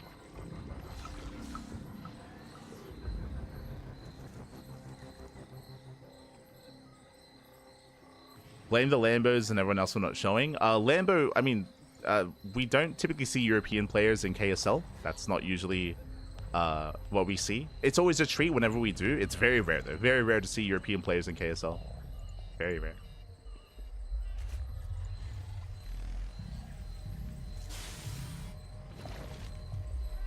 No, shout out to Dark and shout out to Shin for competing.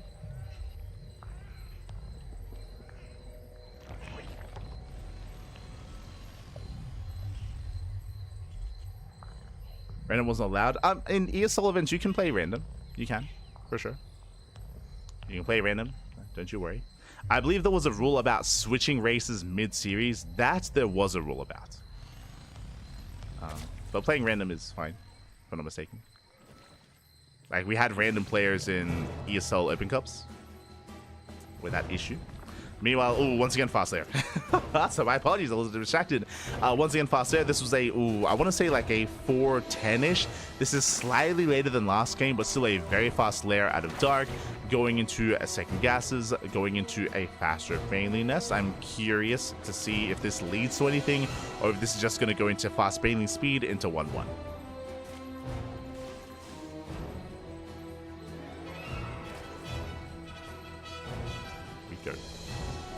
As Curie goes to the gold. Now, if Curie's taking this gold base, suddenly an Arax is very viable. Araxes are very, very potent and very powerful here on El Dorado. The reasoning for this, an Arax 3-base all-in, oh no, he's going Muta. That's why he went for the fast layer. Oh god, so now we know why. Fast layer into all gases, 2-base Muta, essentially here, as he's getting his third up and running, taking all 6 gases. Jesus, very greedy here. Very greedy, rushing into Muta tech. Now, talking about an 8-Rax. 8-Rax is a 3-base all-ins. It's when you get 8-Raxes up and running and you stay on 3-base saturation without any gases. Now, the thing with this third base is that you have a boosted economy because of the gold minerals, and there are no gases on this side of the base. The gas geysers on the other side. So this is already just beautiful and perfect and ideal for a 3-base all-in. I'm assuming that's what Kira's going to go for. Right now, he's getting up to 5 Raxes. We'll keep an eye on the production. If he goes for 3 more Raxes, he might just end the game. the power of an 8-Rax here and the ability to defend against that, you have to heavily focus on Ling Bane. And going into Mutas, they do not help defensively. Mutas, they're a harassing unit more than anything. They do nothing defensively back at home. So I'm very concerned for Dark. Bearing in mind, Dark, he delayed his Evo Chambers in favor of the gases, in favor of the Spire, and in favor of Mutas. So his Ling Bane is going to be weaker for the Muta production. And do you see what I see? 3 more Raxes, 8 Rax. So it's going to be an 8-Rax, 3 base all in, as we did mention. So Kira, he is going to be committing, and this is going to hit like a truck. This is going to hit real hard, real fast, real quick. Now, the Mutas will hit first, and there is a chance, if Dark can buy time, if he can force Kira to stay back home, to waste some stims, to be defensive, to throw down turrets, and to be stuck, and to delay the push, then Dark can survive this. So these Mutas have a big job to do as Marines are revealed, Overlords are going down, and the Mutas where we headed. But now we're banking up. We have 7 Mutas so far. That is enough to one-shot SCVs. Mutas are making their way across the map. Darky checks for the Marine positioning. Does confirm, does move out. There are plenty of Marines back at home. Kira, he has yet to scout this, and he is wide open here in the main. And SCVs are going to go down. So it does strike the main base. SCVs are going to be falling. Behind this, Cure, he is going for a 4th CC. Bear that in mind. He's expanding. Starts up a base. Oh. Use a bust into mineral line. 6, 7, 8 SCV kills. Not bad. Getting up to 9, getting up to 10. Good start. Good start so far. He's pulling Cure back home. Distracting Cure. Mutas, they spot the production. They spot the setup. And Kiri's stuck at home. Okay, he's stuck defending back at home. Turrets are on the way. Armory's on the way. Armory was delayed even, so delay on the 2-2. And Dark, he's buying time. He's spreading creep. He's droning. He's saturating his northern base. Building up his Ling Bane. It's still very much on a knife's edge. But Dark, he's holding. So far, so good. Ooh, but this is this is still a terrifying force. And Cure, he might just commit. He might just commit to the all-in. As he's trying to chase down these Mutas. And Cure, he is delayed. And Dark, we're morphing even more Banelings. Again, the longer this goes on, the better it is for Dark. As Dark is maxed. Dark, he's maxed out. Going for another big counterattack. The goal here would be to knock down that depot, and then Lings, they can flood into the base. Oh, the Banshees. Oh, doesn't quite get them. Banshee does survive. Muta's going to be forced back. More Banelings on the way.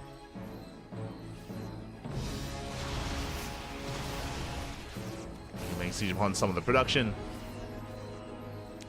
And if you notice, Cure, he's not making SCVs. He's not making SCVs right now. He's making purely 10 Marines at a time. Tanks as well, medevacs. Now, what's scary about this is that both armies are maxing, but Cure, he has a super maxed army. What does that mean? That means he has less SCVs to make up to allow for more army supply. As more workers are falling, 11 more SCV kills. Cure, where are we going? What's going on? Yeah, so far, Lings, they bust in through that front door, causing mayhem, causing havoc. 20 SCV kills. Getting a free tank, getting 1, getting 2, and make Cure, he's being picked apart. This army is doing nothing. Like, he has such a large army, he's yet to do anything with it. He's mining through those minerals. He wants to try to break through, but there's Ling Bane waiting for him. There's Ling Bane in position. Dark, he's getting ready. Cure, he's trying to break through. I mean, this is a kill move. If he can bust into the natural and bust into the main base, he can end the game. That's a brutal choke point. Yeah, brutal choke point here. Banelings, they try to crush in. They take down 1 tank. Cure stimming on forward. You have 70 Lings in production. But does Cure have enough? Once again, making use of his minerals. Once again, shuts down most of the Ling Bane, but we have more Banelings finishing up. Dark, he has enough. He has enough. And Cure, he's running out of steam. He's running out of steam here. Remember, he has no economy. He's muling his heart out. But Cure cannot sustain this.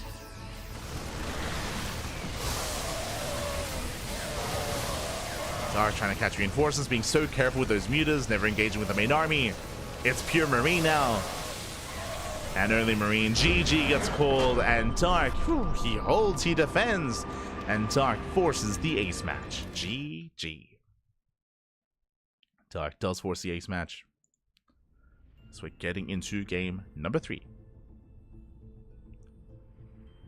Getting into game 3. And we'll see how this story ends. Oh boy, as again, Cure, he committed to the all-in. The Muta play was worth it in the end. It was worth it. We saw that Dark was able to buy so much time, cripple the economy, and just weaken that all-in over time as well. Able to max out himself, build up his own Ling Bane. Dealt with it very well. A very nice defense there by Dark. Whew, and that leads us into the ace match. That leads us into Frostline.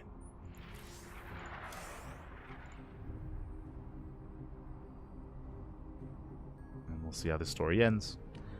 This could still go either way, as we are loading into one of the larger maps in the map pool as well. So Frostline is a larger map, but has more exposed bases. I do favor the Zerg coming into Frostline. The reasoning for this is it can be very difficult to be more defensive and to turtle up back at home.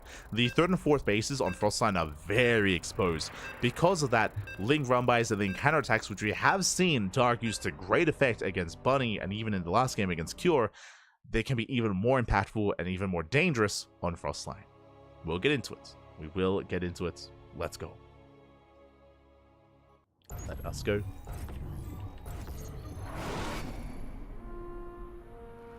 And spawning in the top right-hand corner of Frostline, we have the South Korean Terran player, the Red Terran representing Team Liquid. Whew. Being forced into the ace match, it is Cure. And spawning in the bottom left-hand corner, we have his opponent. We have the South Korean Zerg player, the Blue Zerg. Tying it up, fighting back here and forcing the ace match. Can he keep going? Can he keep momentum on his side? It is Dark. There we go. Cure dead with a Muta Rush? Not at all. Not at all. Not against the build of Dark. Cure was in a good setup. What I will say is that Cure, his push was just so delayed. I mean, we spoke about it at the time. It was just heavily delayed. Even when it came to the rush towards the natural, like Cure, it took him a long time to mine through the minerals to gain access to the natural base of Dark. Like Dark had just so much time to prepare and to get ready and to set up for that 8 max. So really nice defense there by Dark. I say nice defense, more than anything, really nice Muta play out of Dark, as the Mutas were the MVPs. They were the reason why Dark bought so much time, why he was able to delay the push for as long as he did. Otherwise, it would have been over.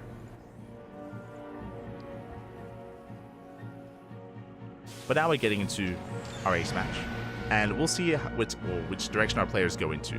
Again, as we mentioned before, the 3rd and 4th bases here are a little more vulnerable. There's a massive ramp coming into our linear 3rd. Likewise, 2 massive ramps coming into the 4th base as well. Because of this, I'm referring to Protoss and Terran players specifically, where they rely on SimCity. They rely on depot walls, bunkers, gateways, pylons. They rely on walling off and walling up. And we have seen many a Terran and Protoss fall to Zerg aggression on Frostline. It can be very difficult to defend these bases. They're not just exposed themselves, but they're also isolated from each other. It is very difficult to rotate between the 3rd and the 4th base as a defending player. Likewise, this center location is also accessible, so a Zerg player or a aggressing player can push in between the bases and even surround some of these locations, surround the 3rd or surround the 4th base. So as a result, I do kind of favor Dark coming into this, assuming we end up in that kind of game state. We'll see then. We'll see what direction our players do take. It's possible that if Cure is more assertive here, he might never give Dark the chance to go for counterattacks and to go for run-bys. Likewise, Cure could also attempt to just turtle up as hard as he can. Behind this, going 3cc. 3cc Banshee here is the go-to standard opener. We expect to see this here in the ace match as well. I mean, it's just very safe. It's just really safe. It gives you plenty of scouting information. It keeps you safe against roaches, gets economic damage, and leads into a 3rd.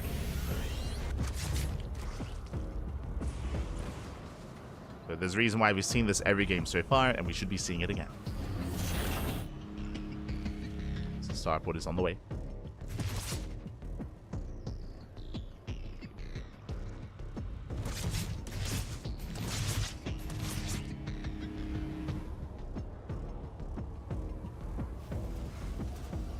is on the way. There's the Tech Lab into the add-on swap. Into Banshee.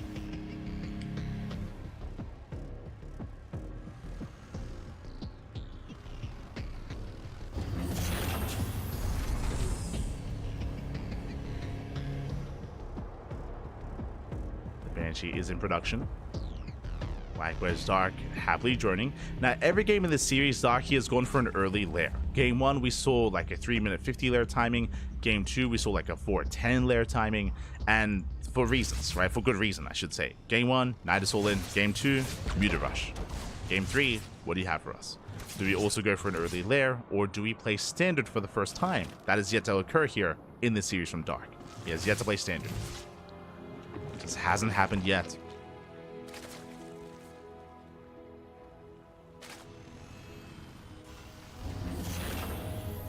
As we go for much more standard lair timing. This is at 4:30.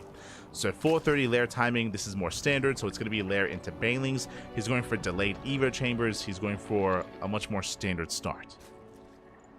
Okay. Now, the reason why this is safe is because this gives you early Baneling speed. So it means that, and likewise an early Baneling nest. So if Cure was going for a Hellbat push, then Dark would just be ready for it. It does mean that his Evo chambers and upgrades are going to be later than usual. So these are going to be later 1-1 upgrades from Dark. But again, just really safe play. Also gives you an earlier Overseer scout. As we get into this, a big shout out to Pili. Oh my god, it's been a while. I think I said this last time. But big shout out to Pili. Hope you had a great stream, had a great ladder session. Hope you had a great time over on your own channel, whether it's playing the ladder or playing on the arcade. I know quite often we have some arcade streams over on Pili's channel. So thank you so much. Thank you so much for the raid. Hope you had a great time. And welcome one and all to the KSL, the Korean StarCraft League. This is the semifinals. Semifinals of the KSL. If you're curious, herO is waiting in the grand finals. So we're either going to see Dark versus herO or Cure versus herO. One of the two is up next. Meanwhile, we see what comes next for Dark, going into from his lair opener, so his lair first, into Baneling Nest, into 1-1 upgrades, into Infestation Pit. This looks like Ling Bane into Ultra. This is a style that Dark is very fond of. This is a style that Dark tried to transition into on Amygdala. For those of you that were here for Game 1, you would know that Dark, he tried to get here after a failed all-in. Here, with a much more economic start, he is much better set up for those Ultras, for that Hive tech. And we are waiting for said Hive. So now Dark, he's getting up to 4 base saturation. Cure likewise building up. There's that Hive on the way, and again, Ultra Cavern should soon be thrown down. Once it's done, of course. Once the Hive is done. From the side of Cure, we're getting into our 5-rack setup. Extra racks is on the way. Interesting.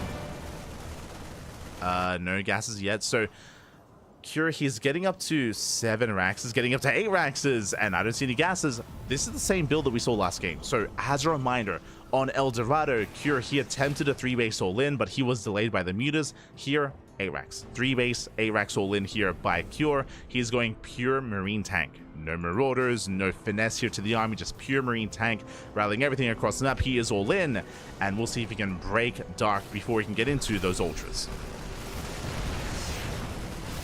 Is getting an extra gas though. Okay. Getting extra gas back at home. We'll see if he gets add-ons. If he gets add-ons, then if he takes another gas geyser, then he is most likely taking up into a longer game state. Now pushing in. Ling Bane coming in from behind. Oh, collapsing on those Hellions. Hellions gonna fall, tank as well, and Dark he holds. Dark he does hold on, he shuts this down, and you can see Cure, he is not making add-ons. He's still making pure Marine. He can make 12 Marines at a time. Cure, he's still very much so committed. Forced to pick up. There it is, you can see on the production tab, 12 Marines at once. It is 3-base all in, and it's pure Marine tank. Here we go. And so far, he hasn't achieved too much. He pushed in, he lost a tank, he didn't quite get the expansion. He's still rallying, the creep has yet to respread. As he's setting up for the next wave. Banshees, they deny mining, towards the top side, towards the 5th. And here comes that second push. Now, we spoke about the Ling Bane Ultra. There's that Ultra Cavern that we did mention. Again, this is Dark's go-to. There's Ling Bane into Ultra, but the Ultras, they aren't ready yet. And the goal here for Cure is to break Dark before he gets Ultras out. Because Cure, he's not ready for Ultras. Remember, he has no Marauders, he has no Ghosts. It's just pure marine tank. The base is going to fall.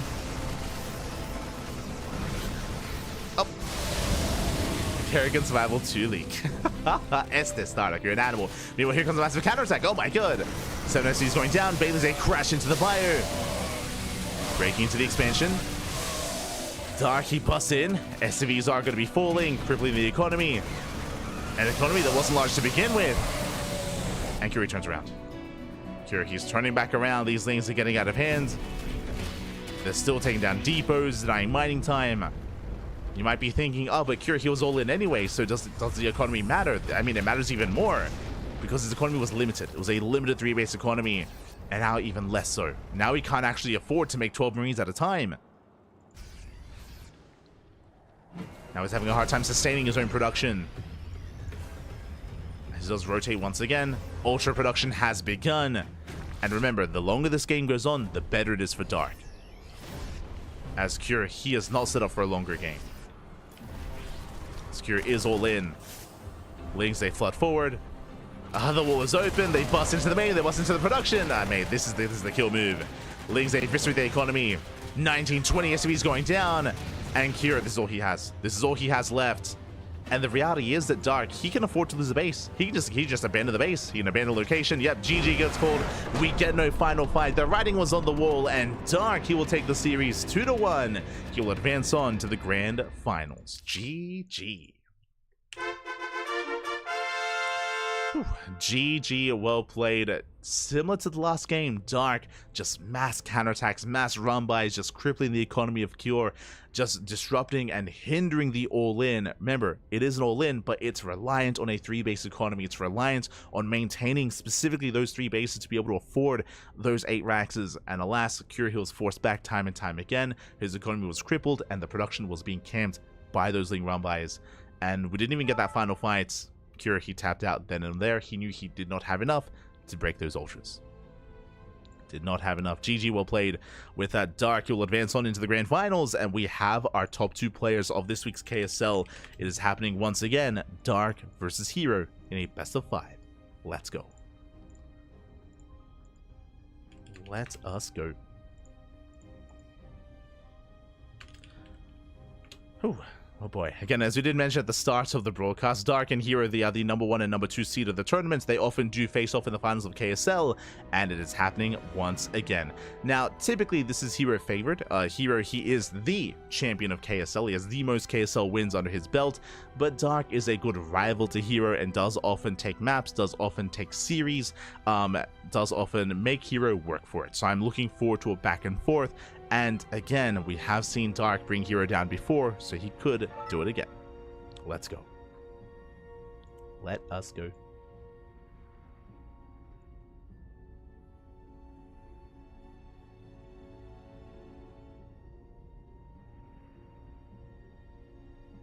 Thinking the thinker in the chat. I like TVT. I mean, I do as well. It's just also more of a rarer matchup nowadays. Same with ZVZ. Like, casting Shin versus Rogue last week in Little League Cup, it reminded me how much I miss ZVZ, and we rarely cast nowadays. I mean, Zergs are rare to begin with, which is why ZVZs are even rarer. And if you missed out on it, it was maybe the highlight of the entire week was casting Rogue versus Shin in the best of 5 in their Little League Cup matchup. It was a thing of beauty. Like, I was so happy. I was so happy casting it again. It was crazy. It was beautiful. So I do recommend it. If you missed out on it, I do recommend the VODs on YouTube of Rogue versus Shin. But likewise, I think it was last week we casted a Cure versus ByuN TVT matchup, which was also a lot of fun. A little bit shorter, but always a treat nonetheless. Regardless, we have our grand finals. Vetoes are underway, and we will soon get into our best of 5. We will get there. Can't ever complain about a Dark herO match. Of course not. Of course not. It's beautiful. It's probably going to be a short series. Dark and herO, whenever they play against each other, they are hyper aggressive, and it's rare to see a late game. I'll be honest, it's very rare to see late game between Dark and herO.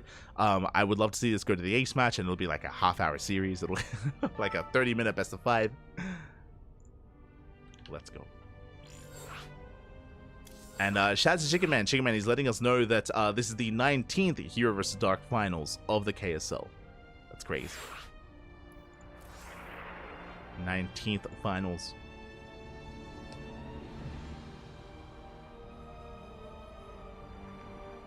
Dark vs. Hero, favorite matchup in 2024. It was 100%.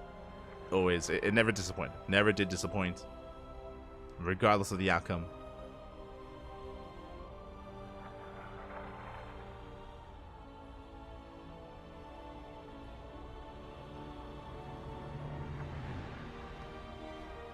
Nothing new, but nothing better than. For sure, for sure.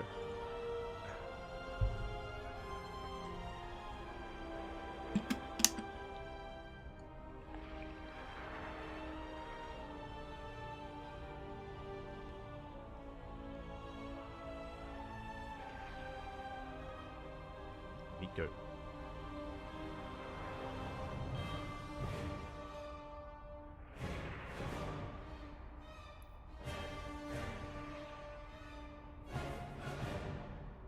Likewise, the vetoes will soon get underway once we get into game. Looks like we have our vetoes. Okay, game 1 is going to be on Ultra Love. Game 2 is going to be on Ley Lines. Game 3, Star Child. Game 4, Frostline. And Game 5 on herO. Now, if you heard some of those map names, and if you're curious and you're wondering, Star Child, herO, what?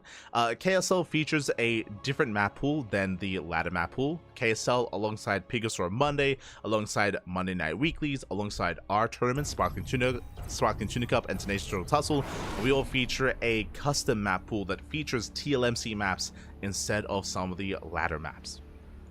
We'll get there. For now, we're jumping into the grand finals here of KSL week number 70, and spawning in the bottom left-hand corner of Ultra Love, we have the blue Protoss player from South Korea, currently teamless. For a long time was on Weibo, for a long time was on DKZ, currently teamless. It is herO. We'll have to fix that up. And in the top right-hand corner, we have the South Korean Zerg player, the red Zerg player himself, El Papi. Oh my god, it is Dark. And if you're in the chat, predictions are now open. Place your bets on who you think will claim the series. Best of luck in the chat. As a reminder, this is a best of 5, not a best of 3, and this is a prediction for the entire series, not just for the game itself. Best of luck. As we do go for our initial openers. So far, nothing crazy, nothing wild, nothing out of this world. There's no proxy hatch out of Dark. I would imagine that at some point we will be seeing a proxy hatchery from our Zerg player in the series, but not in game 1. Not in game 1, just hatch first. We go.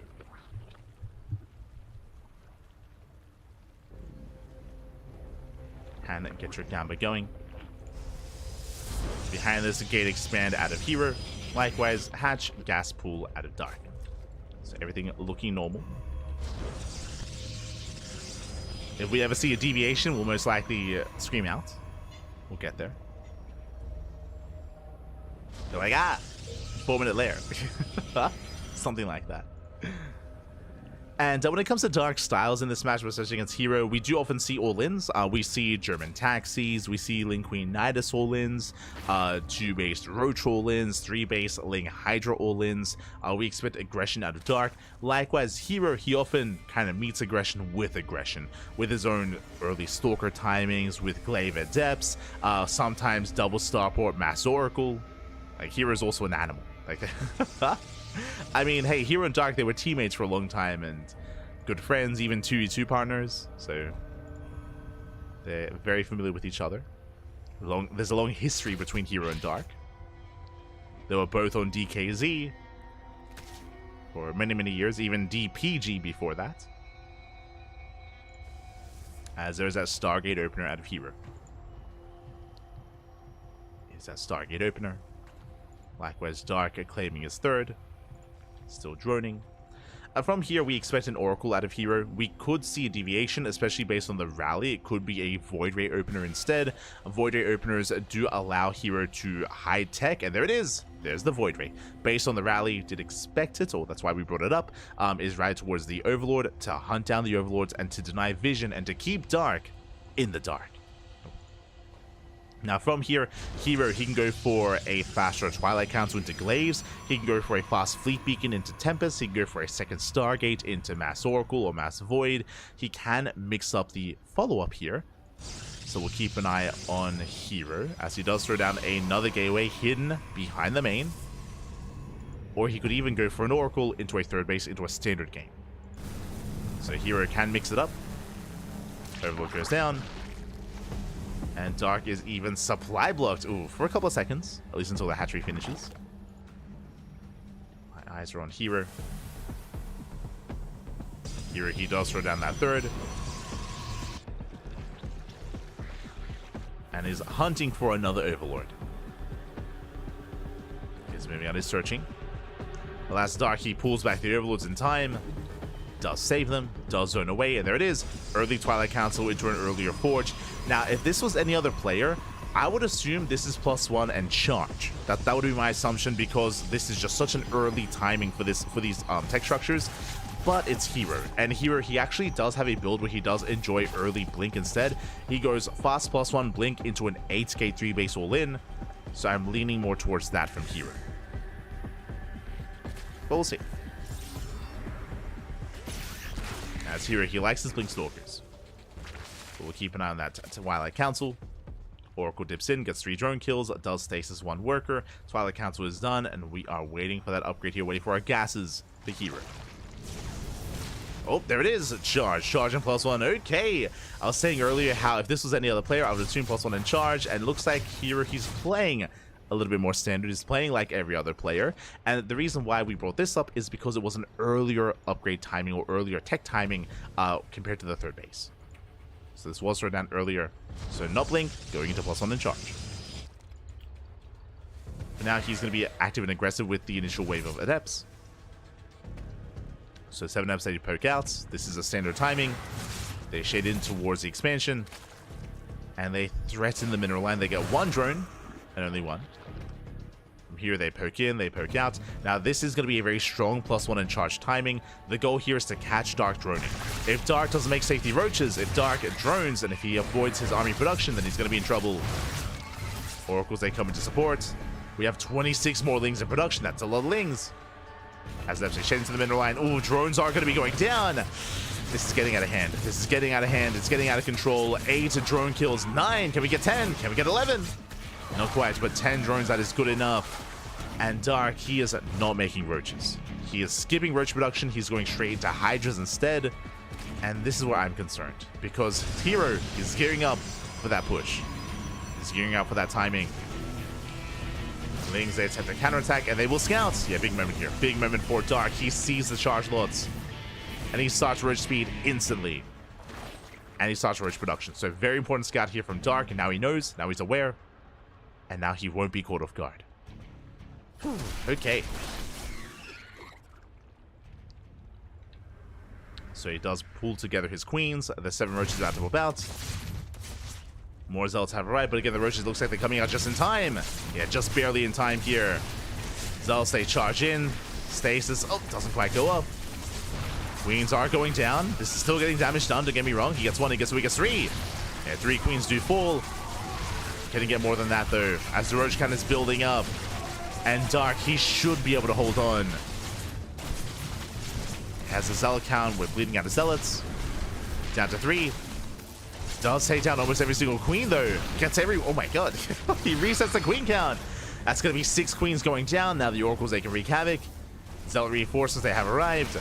And they hit the 3rd. But again, roaches, they're popping out in time. These are still rough trades, though, for Dark. Bleeding out a handful of roaches, but he will hold. Dark, he holds. He has roach speed, and now Dark can counterattack. And this is where herO is in trouble. Like, this army, like this +1 charge does not trade well against roaches. It's designed to catch Dark off guard, but because Dark saw it earlier, he was ready. He was ready, and here comes the counterattack, and herO's up against the wall. He's up against the wall here. No shield battery. No shield battery, only 1 cannon. herO trying to hold on. Roaches start stepping forward. The Void Ray comes into play. True, the Void Ray. We forgot about that. Void Ray will shut this down. So will the Immortal. And herO holds. Wow, herO, he holds on. He punishes the roaches. That was a big loss for Dark. That was how many? That was 14 roaches for 3 stalkers and 5 zealots. So very efficient fight here for herO. He shuts down the roach counterattack and herO holds. As we settle into this, a big shout to Pony Danza. God, thank you so much. Thank you so much for resubscribing for 15 months, over a year of support. God, thank you. Thank you so much for supporting. Thank you so much for resubscribing. Hope you enjoy the content. Hope you enjoy the casting. Hope you enjoy the StarCraft. Thank you. Thank you so much. Do appreciate it. Whew. As herO, he's in the driver's seat. herO, he was vulnerable. That is true. He was vulnerable after the Zealot timing did fail. The Zealot timing killed the queens, but was hoping to do some economic damage. Didn't do enough.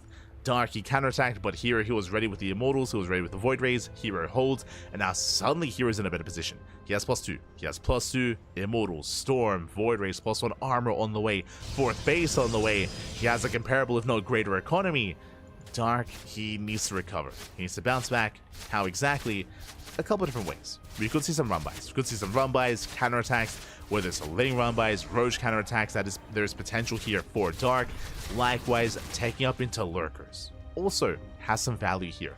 But as we talk about potentially Dark teching, Fleet Beacon. Fleet Beacon is on the way. herO, he is securing his 4th base, and he's like, you know what? I could move out with a Storm timing with Immortal. I could try to move out and kill Dark, or I could just chill. I could just put my feet up, get into a Fleet Beacon, get a second Stargate, and just go into Sky Chase. Like, why not? True. As Oracle does fall. Dark is not droning. Dark, he is not saturating that 4th base. He's on 70 workers. Dark is going for one big all-in. I mean, Dark knows he's in a rough position, so he's making the decision not to macro. He's not droning. He's not taking into Hive. He's not throwing down an infestation pit. He is not taking into lurkers. Dark is all in. Dark is all in, and he's going to be pushing into Storm, and pushing into would-be Tempest as well. So not going to be easy. Dark, he spreads out. He's going to try to get a full surround. Does try to sneak in towards that natural. The Immortals to respond. Likewise, Dark pushing in towards that 4th. Storm, oh my god, Brutal Storm. Yeah, Storm does pop up. Waiting for even another. Doesn't even need it. Yeah, Dark, he's crumbling here. He is crumbling. Takes a Storm to the face. He will lose his Hydras. He will lose his Roaches. herO holds. herO, he completely shuts us down. Dark, he gets 0 damage. He threw away a massive army. He got nothing. He killed like a pylon. GG. GG gets called. Nothing went down. herO holds beautifully, and herO will take a lead in the series. GG. Whew. GG, well played. A very intense game, very back and forth. There were good moments for herO, good moments for Dark. In the end, Dark, he committed into an all-in, and unfortunately, herO, he was just so far ahead. He was a brick wall, doing his best Showtime impression, and herO, he was able to defend and snowball from there. GG. GG, well played. herO, he will take a lead in the series, and now we are getting ready for game number 2. Let's go. As a reminder, game 2 is going to be on Ley Lines. Thanks for streaming. Let's fucking go. Oh my god. It's the Pony answer. Ah, you're welcome. You're welcome. As always. As always. Just catching up in the chats. We can't bet on YouTube. Nah, unfortunately, there is no prediction process on YouTube. So if you're watching on YouTube, unfortunately, there's no predictions. But it's okay. We can still enjoy it. You don't have to gamble in the chat to enjoy the matches. It's okay. It's okay.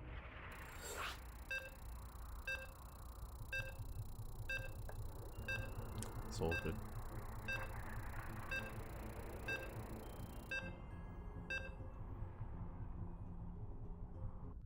Here we go. We are getting into game number 2.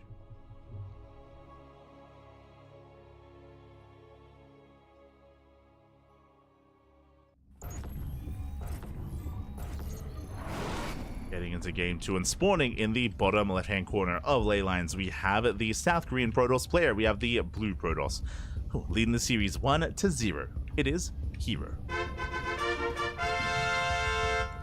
And spawning in the top right-hand corner, we have the red Zerg player, the red Zerg himself, down in the series, but it's the best of 5. Best of 5, plenty of games ahead of us, plenty more games to come. It is Dark.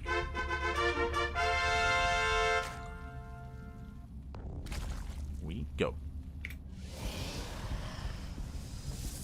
And it was herO kind of initiating a lot of the aggression last game. As a reminder, herO went for a Void Ray opener into a +1 charge timing, which was able to reset the queen count, which did trigger a counterattack out of Dark, a counterattack that got no damage done. Remember, it was, what was it, 14 or 15 roaches for 3 stalkers and a handful of zealots. It was a crazy defense that herO pulled off initially, and from there herO did take a lead, did take a big advantage. And Dark, of course, because he was behind, he did opt to go for you know, basically a 3-base all in from there with Roach Hydra. Alas, we saw that herO, he had plenty of side defense. Not just that, but herO, he had the wherewithal to spread his army between his 3rd, natural, and 4th base. Like, his army was very well spread. He had storms at every location, and with that, herO, he was a brick wall. Was them out for a moment. But now we get into our next game. And we'll see if Dark is going to be the aggressor this time instead. My eyes are going to be on Dark. For now, standard openers. For now, nothing too crazy in the early game, but this can still lead into an early Roach Warren, early Gases, early Lair. There's still early tech options here for Dark that he could go for against herO. Now, when it comes to herO's opener, I bring this up all the time and I still stand by it. If you play Void Ray one game in PvZ, I like the idea of playing Void Ray again, just because, as we have a Stargate opener, just because you can make it look like a similar build and go for something completely different. We mentioned how the power of a Void Ray opener is to hunt down overlords and to deny vision, deny scouting, and you can play some mind games with your opponent throughout the course of the series. Now, based on the rally, though, it looks like an Oracle. Typically, a Void Ray would be rallied to the Overlord that's scouting first. Based on the rally, I'm imagining it's going to be an Oracle opener instead, but we'll keep an eye on herO. We'll see. Oh, never mind. Does re-rally. Okay. I see you. does re-rally that Stargate towards the Overlord. And yep, because of that, Void Ray opener. Let's go. So he re-rallies, going for the Void Ray for a second time, for a second game in a row. And again, just because it's a Void Ray first, doesn't mean it's going to be the same build. Or it could be, right? That's the thing that's going to be in Dark's mind, is what exactly is the build going to be? Are you going to be aggressive again? Are you not? It's going to be difficult to determine. That's the power of a Void Ray opener, is to get into the head of your opponent and keep them guessing. Void Ray does move out. Now we can see that herO, he is not going for the initial Overlord, as the Overlord is actually stuck outside the base, doesn't come in for a scout. Now the purpose of this is herO, if he kills this first Overlord, then Dark has time to react and pull away. Dark doesn't know. Dark right now, he doesn't know about Void Ray, and because that herO finds an extra Overlord. Like, this Overlord here at the natural is already dead. The reality is this Overlord is already dead, and we're finding some extra Overlords. So one extra Overlord goes down, and then herO turns back around to hunt this one down. So this is a better start compared to game 1, as in game 1, herO only killed 1 Overlord. Here in game 2, he gets 2. He gets 2 Overlords instead. We'll bring it down. You can see Dark react, and he drags back everything else. That's going to be an early lair. That was a, what, 420? Like a 420 lair timing, maybe a little bit earlier than that. So earlier lair from Dark. Curious. And Dark, he might go for a Ling Hydra Rush. He might just skip the Roach Warren. Typically, fast lair means we're skipping Roaches, so we'll keep an eye on Dark. Once again, 3rd base well underway. Into a later Twilight Council and later Forge. So this is not as fast as the previous game. Not as fast, not as quick. If this is +1 and Blink, then I do favor Dark rushing into Hydras. There it is, +1 and Blink on the way. Again, this is later, so we expect it to be Blink instead. If it was earlier, it would be Charge. Oh. Stasis goes off. So far, Darky's holding on, he's keeping up. Lair's about to finish, and there is 0 Roach Warren. We should be seeing either a Spire or a Hydra Den. What's it going to be? Oh, never mind. I mean, that is also an option. You're not wrong. Ling Queen Knight is all in. So we were waiting for the tech. I was expecting to see some greater tech, but no. Dark, he cuts workers at 49. Ling Queen Knight is all in. Let's go. Ooh, that was a rough revelation. Revelation does not get eyes on the tech. Hero's in the Dark. Dark is still amassing. He's going for the all-in. He has links here outside of the expansion. Void Ray threatens the third. Gets one drone, so gets two. Here comes the Nidus. Nidus on the way. Hero has no idea. Behind this hero, he has no shield batteries. He's not ready.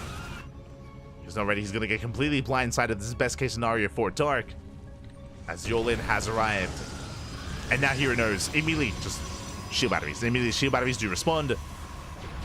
Pylons on the way. The Lings, they flood in for a surround. Blink is not done. Yeah, Blink is not done in time. And with that, these Stalkers are going down. Massive pickups. Yeah, Dark, after the aggressive build from Hero in game one, he's the aggressor, Fab. He takes out the Oracles, busts into the natural. Another Nidus on the other side. Queens, they hop from one into the other. They just hop on over the wall. Blink is now complete for Hero. Boys are being pulled. Lings, they're struggling to flood out. They are struggling. Blood transfuse, keeping the Queen alive a little bit longer. Yeah, it is a messy all-in here from Dark. Takes down the mineral line. 24 probes going down. And Darky's done it. Darky has done enough. He takes down all the workers at the third. Third base is going to fall. Then Darky can focus on the natural. And focus. And again, Hero had no idea. Hero, he never scouted. He never saw this. Didn't see the Lings, the Queens, the tech. Oh. With that, he will focus on the Nidus. Nidus worms are going down. And Dark pulls away. Whew. Okay, now as the dust settles, where exactly are we? Dark is droning. Dark is droning up. We have an infestation bit on the way as well. That can be for Hive Tech into Ultra. So that is going to be a viable option here for Dark. As he's droning, taking gases. Hero's in a rough position. He's on 2 bases. He lost a third. He lost so many Stalkers as well. And that was 8 Stalkers going down. So Hero doesn't really have much to counterattack. The Oracle tells us that he does plan on pushing them. He's going to deal with this tumor and then move out. But as he moves out, Dark is ready to rush in. Dark, he checks for a third. Checks once again. Heals off a Ling, and he confirms there is no third expansion. There is no Nexus.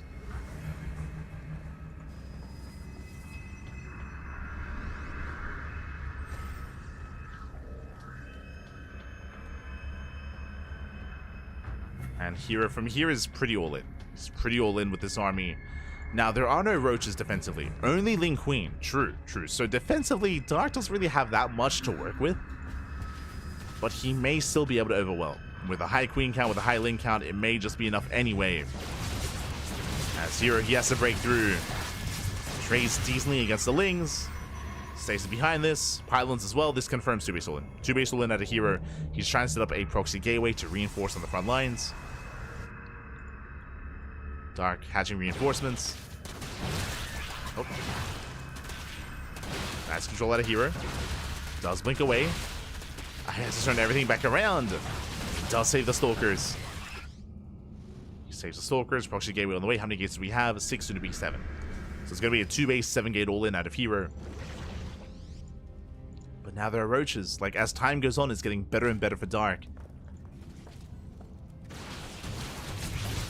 This is the one chance, the one opportunity here that Hero has. Is to kill Dark with this all-in. A nice force field. Wild takes down the sentry. Sentry does fall. Lings, they try to engage. The force field is brutal, but does run out. Oh my god. Spars don't quite connect. Hero trading very efficiently, taking down some of the Ravagers. And Roaches and Ravagers are going down. Efficient trades here from Hero. Dark has to be careful, comes in for the surround. Stasis goes off. As Hero blinks away. Bleeding out more Stalkers. And bleeds out more. Oof. Takes the bot to the face. And again, if only Hero had a 3-base economy behind this, then I could believe in this. I'm still trading well. Stasis is about to run out. Triggering another stasis. More roaches falling. Those are expensive losses for Dark. Those are expensive losses. Still pushing forward. Still Moving in, another Stalker goes down, he blinks in, he goes to the dive, the queens are exposed, boys are being pulled, every queen is going to go down, massive pickles here for herO, and does he have enough? Oh, as he's being forced back, he's so close to breaking Dark, he's so close, oh my god. But alas, there's just too many roaches, hold on. I mean, the queens are falling down to one queen. herO, he killed most of the army, but not everything. Trying to reinforce. Oh. Blinking forward. Dives on the Ravager, dives on the Queen. Lings are wreaking havoc though. Yeah, Lings are doing so much here. As we're down to what? 5 Stalkers. It's so close. 5 Stalkers against Lings, 1 Ravager and 1 Queen. Down to 1 Queen. But the Lings on their own, they're popping off. Imagine we had the Oracle. Imagine the Oracle was still alive. Lings would do nothing. Yeah, hero's being forced back. He was so close to breaking Dark. So close. Another Stalker falls. Here he missed a blink earlier. And Dark holds. Whew, Dark, he barely holds on. GG gets called. And Dark will have the series 1-1. GG. GG, well played. Whew, Dark barely holding on towards the end there again. Impressive all in there by herO, considering how dire the situation was. Considering that was off of a 2-base economy, the control was solid there by herO. He was trading very well against the Roaches, against the Ravagers, against the Queens. But alas, without any Oracles to help fortify himself, he was vulnerable to Lings. Lings, they're ideal against this amount of Stalkers here, and we saw that Dark was able to overwhelm. Likewise, Hive did finish up towards the end, so did Adrenal. And with that, the pure Ling of Dark held. Was able to hold on. GG. Whew. GG, well played. With that, we're going to game 3. Is Glaives playable after a Void Ray opener? Yes. Yes. Glaives are an option after Void Rays. If you see a Twilight Council without a Forge after the Void Ray, then most likely it's going to be Glaives.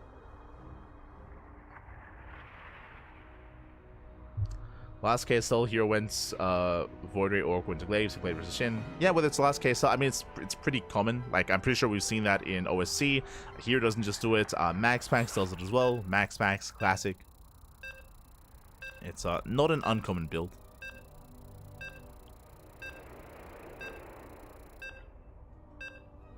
Not uncommon. If you actually, we saw Creator do it as well. Creator in the most recent Turtle Tussle or Sparkling Tunic Cup, but Creator also. Again, in general, most Koreans, or sorry, most Protoss players do sprinkle it in.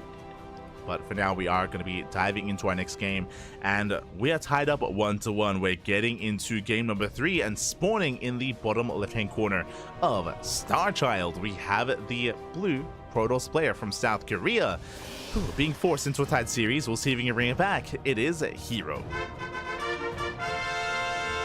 And spawning in the top right-hand corner, we have his opponent. We have the South Korean Zerg player, the Red Zerg, tying up the series and bringing us to game 3. It is Dark.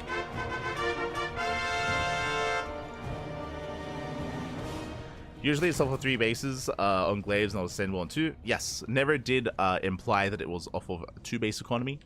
A Void Ray opener typically leads into a 3rd. Void Ray Oracle opener even leads into a 3rd base. Just to make that clear.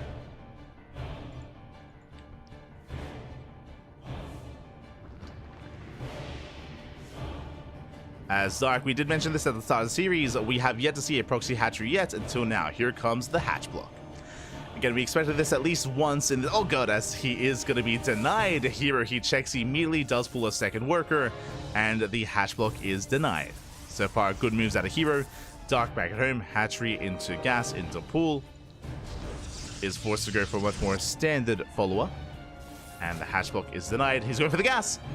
Oh, can he get it? Oh, barely not. Does not get the gas, guys. Nice hold position micro with that probe. As Dark, he wants something for this drone, but he will not get the gas. Gas is taken, and Dark is denied. Dark is going to be denied. And welcome one and all to StarChild. StarChild is one of our custom maps, or I say custom maps, one of the TLMC maps in the current tournament map pool, alongside herO and Talisman. We have Starchild. Now, these maps are going to be updated. Of course, the TLMC 20 is currently ongoing. Voting has not yet opened, but the maps have been revealed. We did go over the maps during the podcast this week, so if you want to check them out, if you want to hear our thoughts, or at least our brief thoughts on the maps themselves, we did go over every single map in the podcast. It's why the podcast was like 4 hours long. It's crazy. That was a lot to talk about this week, though. There was a lot of news, a lot to talk about. TLMC was one of them, of course. And once the voting concludes, once we get our top finalists and our top finishers for TLMC, we'll most likely be updating this map pool to incorporate those TLMC maps. Until then, though, we do have Starchild, herO, and Talisman. Likewise, we have our Hatch Gas pool into a third base, standard setup here by Dark. Likewise, Stargate opener out of herO. Now the question becomes, we have opened up Void Ray 2 games so far in this series. Do we go for a Void Ray again? Based on the rally, I'm not so certain here. We'll keep an eye on herO, Oracle. There we go. Oracle first here by herO instead. And again, this is a large map. Out of all the TLMC maps in the tournament map pool, Starchild is the biggest one. It's a very large map, known for macro, known for longer games. So here he's setting up for a longer game as well. We expect Oracle into a third base, triple Oracle into +1, Blink, Twilight Council, standard setup out of herO. If he deviates, we'll point it out. Likewise from Dark, last game we did see a lair opener, lair into Nidus. I do expect an early Evo chamber for like +1 into Ling Hydra, but we'll keep an eye on Dark. Like clearly Dark, he's willing to go all in, willing to be hyper aggressive. So we'll see if he takes any extra gases, if once again he does deny, or if he does skip his Evo chambers. So far, first drone goes down, 2 drones even. Not bad. Gonna be two drone kills.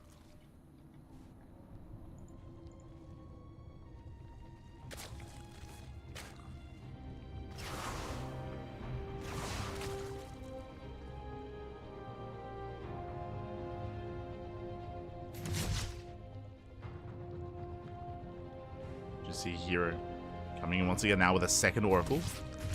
And he can one-shot drones, he can, and he will. It's 1, 2, 3, the Spore's not done, the Queens are out of position. Ooh, and this is getting out of hand. 6 workers go down and every Oracle escapes. Ay, ay, ay. A rough start there for Dark. Again, the Queens are otherwise distracted. Behind this Twilight Council Forge, once the expansion is almost done, this should be +1 and Blink. So +1 and Blink as a follow-up for herO is what we expect.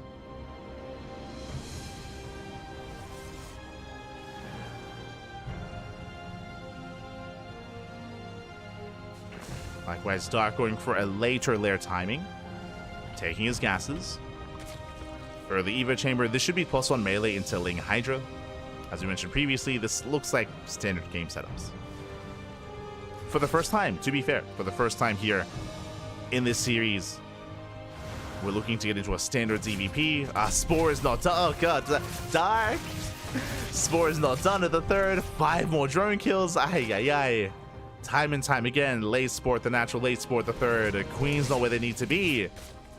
And herO, he takes down 10? 14. Look at the efficiency. 14 drones for nothing. This one Oracle taking a lot of hull damage, though. Takes a lot of damage. Oh my god. Taking a lot of hits, but does not go down. And herO has had a very, very strong start. That's basically a mineral line. A mineral line has gone down. And I assumed it was going to be +1 melee. Ling into Hydra. We're cutting corners. We're taking a chance. Taking a risk. Ling, Muda. Spire is on the way instead. Now, I can get behind this just because Dark had a really rough start. There's a lot of pressure right now on Dark to do something crazy, and this is a bit of a Hail Mary play. If this goes unscouted, Mutas, they can overwhelm. They can wreak havoc. They can cripple the economy. They can pull the Protoss apart. Unscouted Mutas can be devastating. If he receives this, different story. So it is a big risk here from Dark, but a risk he has to take. I mean, it's Dark, but he's a risky boy. Likewise, because the Oracles are so low, now we have less dive potential to actually get in between the bases. And you can see Dark positioning himself to protect that Spire. Does position himself in between the Oracles. and the tech. He's keeping up with these rotations. Lings, they move out. Hero's pushing in. The queens are exposed. Uh-oh. Queens are going to be targeted. Second stasis going up. Does connect. And so far, hero, can he hold on? Adepte trade very well against these Lings, and here he reinforces. He's going to try and knock this down. The queens are falling one after the other. There are 12 mutas on the way, but mutas defensively, they're not ideal. They're not going to help too much at all. And before Dark can really embrace muta tech, there it is. He's forced to reveal himself. He reveals his hand. Phoenix production has begun. Cannons being thrown down. Big response here by hero. He responds as quickly as possible. Now he knows. So now he knows what's happening. Warping in back at home. Likewise here, he rotates. He's trying to keep up. Dark coming in for the surround. Now he tries to. But here he's ready for this. He's in position. Punishes the main army. Trying to get a revelation off. Oh, does get it. Does get the revelation. And now we have a second Stargate. We have a fleet beacon on the way going Mass Phoenix. And Dark is still making mutas. Oof, muta goes down. So I have Mass Muta on the way, +1 air attack. Dark, he's committed into pure muta Ling. And what Hero is missing here is Archons. Archons and Storm. So Temple Archives also on the way. Bit of a later check choice. And now Hero keeping up with the Stalkers. Keeping up with his cannons. Dark is containing. Oh! Dark catching an Oracle. Nice pickup. As Dark is still going Mass Muta. At this point, there's no turning back. And he's at least containing Hero on 3 bases. True. Like Hero, he has not expanded. He has not taken a 4th. But he is punishing those mutas. Up! You can see the dance between them. Either one overextends. Oh my god, Jesus. Up!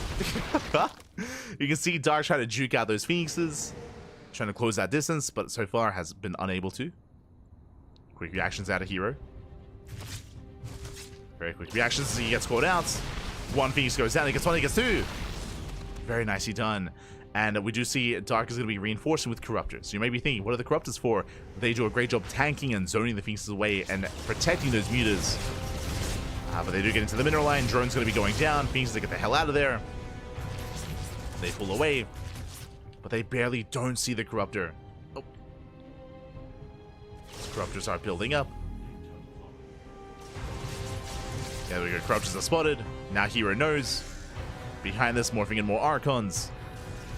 But no Storm. Just Archons here. Dark is going for a counterattack. Comes back around. There's just 1 Archon with the main army. There's just the 1 Archon for now. More Phoenix is building up. Here he does push in. And Dark, he has to engage. It's not going to be pretty. Phoenixes, they kite back. Corruptors, they do a great job here just focusing down those Phoenixes. Phoenixes are zoned away, but what about the Stalkers? As there's barely enough Stalkers, they shut down the mutas. And here he does it. He breaks through. He shuts down the mutas. GG gets called. Hero, he will take a 2-1 lead in the series. Whew, GG. GG, well played. Again, Dark, he took a big risk. As a reminder, winding it back, Dark, he lost 14 drones at the start of the game. He lost 14 drones, so he had to take a chance. His chance was going into Mass Muta. Unfortunately, he got scattered. His spire didn't get scattered, but the mutas were. Remember, as the mutas were popping out, here he was pushing towards the 4th base. He killed the 4th. Bear that in mind. He killed the 4th expansion. He reset the queen count, which does delay the production of Dark, and he scattered those mutas ahead of time. We saw a quick reaction going for Phoenix production, mass gateways, fleet beacon, 2nd Stargate into Temple Archives. Here he responded well, and the mutas never touched the mineral line. They never got into any bases. They never crippled the economy. They never touched Hero. GG. GG, well played. So strong reaction there by Hero once he saw those mutas. And with that, we're getting into game number 4. And again, it's a different story if herO was more passive. If he was just building up back at home, if he was getting a 4th expansion and taking up instead, then the mutas would have been unscouted and Dark would have gotten damage. He would have gone into the mineral lines, would have killed some probes, and would have seen a different kind of game state. But herO was aggressive. He was aggressive, he was assertive, he scouted with that aggression. GG. GG, well played, and now we're getting into our next game. We're loading into game number 4, potentially the final game of the series.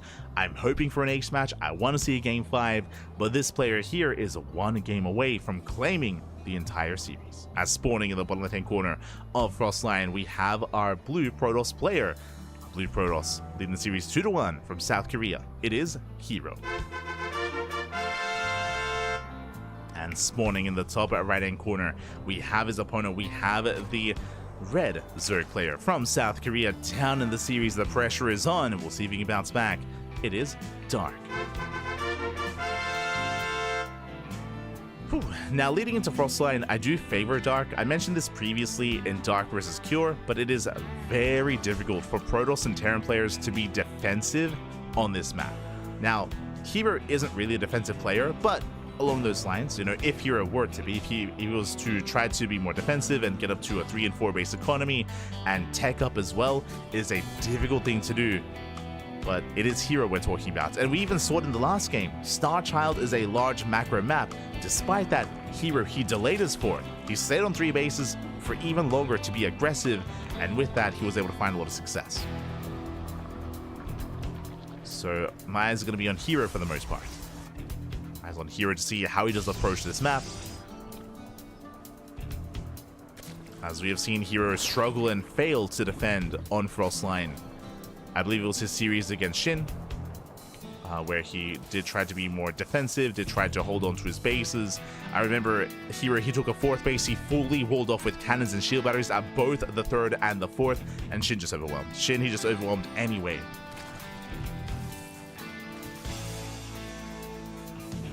So I would imagine herO is going to take a different approach.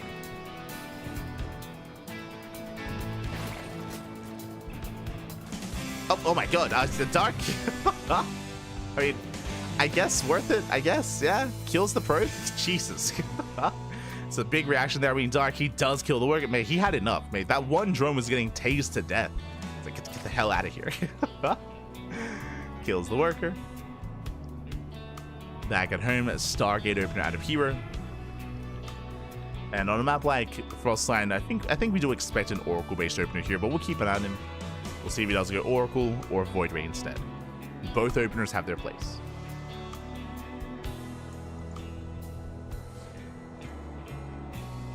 Both have their place.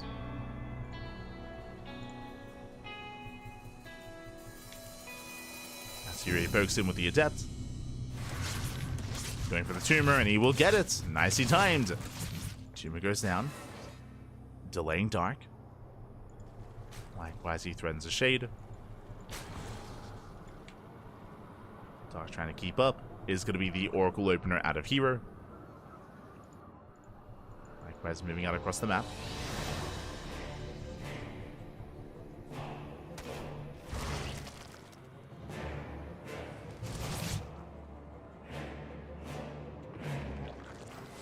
And we'll see if there's any major deviations. From here, he should just expand and get a 3rd base and build up towards the mid-game. It's that 2nd gateway. As he does move out.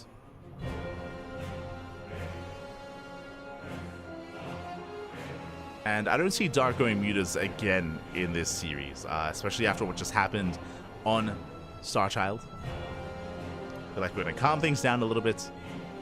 If you recall, last game I was getting excited. I was like, yo, this looks like Ling into Hydra. This looks like a standard game in a Dark. No. we haven't gotten Ling Hydra yet out of Dark. It hasn't happened. Not yet in this series. As here he's came to the production. Does take down 1, does take down 2 of the eggs. Nicely done. And here will finally expand. Getting his 3rd. Does lay his 3rd base, shading into the main. Oracle takes a lot of hits, but he does come into the Shade. Lings, they collapse in. Boys are being pulled. Drones are going to be going down. This is getting out of hand already. Getting 8 drone kills. Ay, ay, ay. Did I say 8? It's getting up to 10, 11. 12? Barely not, but 11 workers go down. And for once, for 4 adepts. So a very nice trade here from herO. Now, herO, he did delay his expansion for this. This is true. He delayed his Nexus. Likewise, oh, he rallies in with the Oracles. A little bit careless. Takes a lot of damage. Has to pull away. Bit of a miss rally. Likewise, Darky goes for a counterattack. He wants that expansion. Gets us around. Gets a couple of the adepts. And he gets maybe 1. Oh god, barely not. Doesn't get any adepts. Slips into the main. Distracting herO. And behind this we have a Forge and his Wild counter to +1 and Blink. Looks like a standard follow-up here out of herO. Shading across once again with 5 adepts. Ooh, herO. We went up to... Okay, we lost an Oracle. Okay. I was like, he went up to 4 Oracles, they lose 1. And Darky's mass expanding. He's taking the 4th base, taking the 5th base as well. Darky's trying to recover. Lair is finishing up. And what do we go for? Do we go for another Spire or do we go for Hydras? As more drones are going down. Ling's out of position. 4 more drone kills.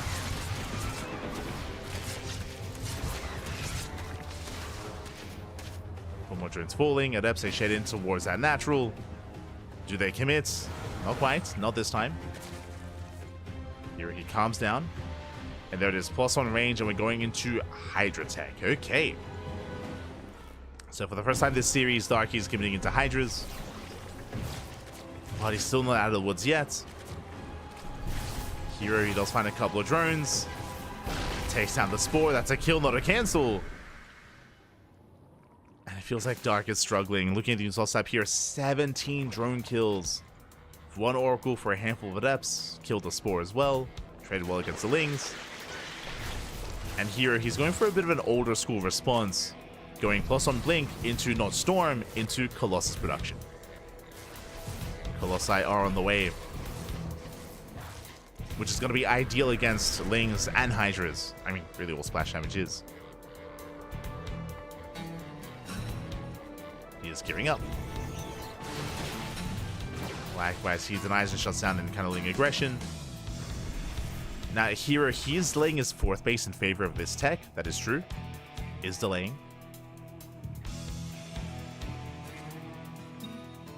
We spoke about how difficult it is for a Protoss to defend a 4th base on Frostline. So just don't take a 4th. True. Just don't expand. And Darky's looking. He's looking for the expansion. He's checking. Sees that there is no 4th. Creep is being denied. Colossus production has begun.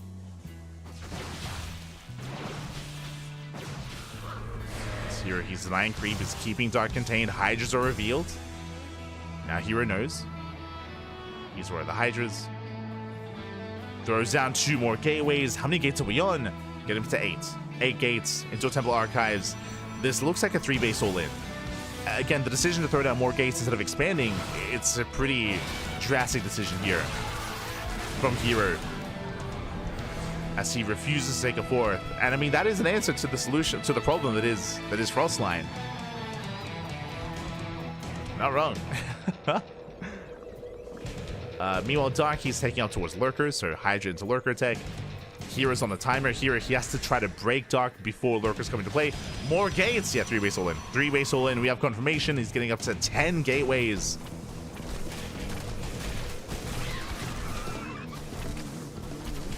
After losing his 4th base time and time again on Frostline, he's like, never again. He's like, never again. Who needs a 4th? Not herO. Not on Frostline. He's getting up to 12 gates, by the way, so it's going to be a 3-base, 12-gate all-in with a couple of Colossus, with a couple of Archons, no Storm, but with plenty of splash damage. And again, the goal is to break Dark before Lurkers. And again, the soup does lie. herO has a very efficient composition. Very efficient. Catching out some Hydras. Does move forward with 2 Colossus. We see Dark, he's rotating, he's responding. He's a little bit out of position. He's trying to come in for the surround. Lings get caught out by the stasis. Colossus, they just mow through those Lings. Once again, we attempt on the surround. Decent concave here with the Hydras. Dark is holding. Yeah, Dark is holding on. The Archon is isolated. The Archon should go down. Never mind. Meets up with the main army once again, catching at the Queens. Queens are falling one after the other. Hydras are running out. Miss rally here from herO. Loses one for Immortal. Massive pickup, but herO, he breaks through. He breaks through the defensive line. We had Zealots here towards the top side as well, and herO, he overwhelms. He will take the series 3-2. GG. Whew. GG, well played. A crazy 3-base all-in out of herO. I haven't seen herO do that on Frostline yet, but again, as we were trying to emphasize throughout the game, Frostline is a map where it is difficult to take a fourth and to hold on to the fourth base, so just give it up. Just forget about the fourth. True. Just forget about it. Commit into a 12-gate 3-base all-in, but it wasn't just the power of the all-in. Remember, he crippled Dark's economy in the lead-up. The Oracles are trading well. The Adepts are trading well. Like, we saw herO just pulling Dark apart and trading so efficiently, crippling the economy of Dark in the lead up to the all-in. That is why the all-in hits so hard, is because Dark stumbled his way into the mid game. Like, Dark, he lost a lot of workers. If he had some tighter defense early on, then he would have had a cleaner defense in that mid game. Like, the early game aggressive, or the early game aggression and the early game economic losses, they do impact the mid game so much, because they kind of make or break a defense, really, more than anything. So I'm sure that's also a factor. herO, he knew how much damage he was dealing, so I'm sure that also led into his decision to go for a 3-base all-in. He's like, yo, I just crippled your economy. May just as well go for the kill. May well just go for the kill, go for the throats. GG. GG, well played. herO, he will be our champion once again. Oh, we do have another fun fact here. herO, he has won the last 5 KSLs in a row. He has won the last 5 KSLs in a row. Again, there's a reason why we say that herO, he is the favorite player. He is the KSL champion. He has won more than any other player, and he's won the last 5 in a row. GG. GG, well played. Impressive performances here by herO. Shout out to King TQD in the chat. Thank you so much for the gifted sub to the community. Thank you so much. Shout out to Master Cashier 88 for receiving the sub, but thank you for the support. We always do appreciate it. Thank you so much. Hope you enjoy the content, and hope you enjoy all the StarCraft. Thank you. Thank you so much. GG, well played. And again, with that, herO, he is our champion. Shout out to Dark. Dark, he did make an entertaining series out of this. We didn't see a single standard setup out of Dark. Likewise, didn't really see much of that out of herO either. We saw like attempted standard play, I guess, on Starchild. Kind of. It was still aggressive nonetheless out of herO, which is what we want, which is what we expect, which is what we are here for. Aggression between herO and Dark. And with that, if you enjoyed the KSL, if you want some more Korean StarCraft League, ! KSL in the chat. And you will get a link to the Patreon of the Korean StarCraft League. That is where you can help support the KSL. The KSL is funded by the community for the community, so you can help support it yourself. Currently, the KSL is a bi-weekly. If the KSL gets enough support, we can turn that into a weekly tournament instead. So you can support it there. Isn't not being standard kind of standard for Dark? This is a paradox. It is. Oh my god. Who is Duddles in the chat? What is happening? Who is this? Oh my god. But it's been a while. It's been a while, Poppy. Oh my god. Good to see you. Good to see you, Duddles. Good to see you. It's been a very long time. Very long time. Hope you're doing well. Hope you're doing well. For those who do not know, Duddles, he is a pillar of the StarCraft community. StarCraft would not be where it is without Duddles. And if you're curious, if you don't know who he is, ask yourself, who is Duddles? And that's all you need to know. Oh my god. Esther Duddles. But yeah, CG will play. Shout out to herO. Our next broadcast on the channel is going to be later on tonight. God. It's going to be later on tonight here as we switch our scenes over and catch up on our schedule. Bam. Here we go. We have our weekly schedule here.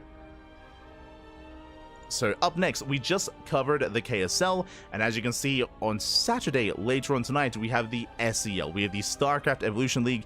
If you're curious, what is the StarCraft Evolution League? That is a it is a monthly tournament that features the mod StarCraft Evolution. And StarCraft Evolution is a mod that kind of brings together SE2 and Brood War. It's not like Starbow. If you remember Starbow back in the day, Starbow was like a hybrid. Starbow was like a hybrid, like amalgamation of Brood War and SE2.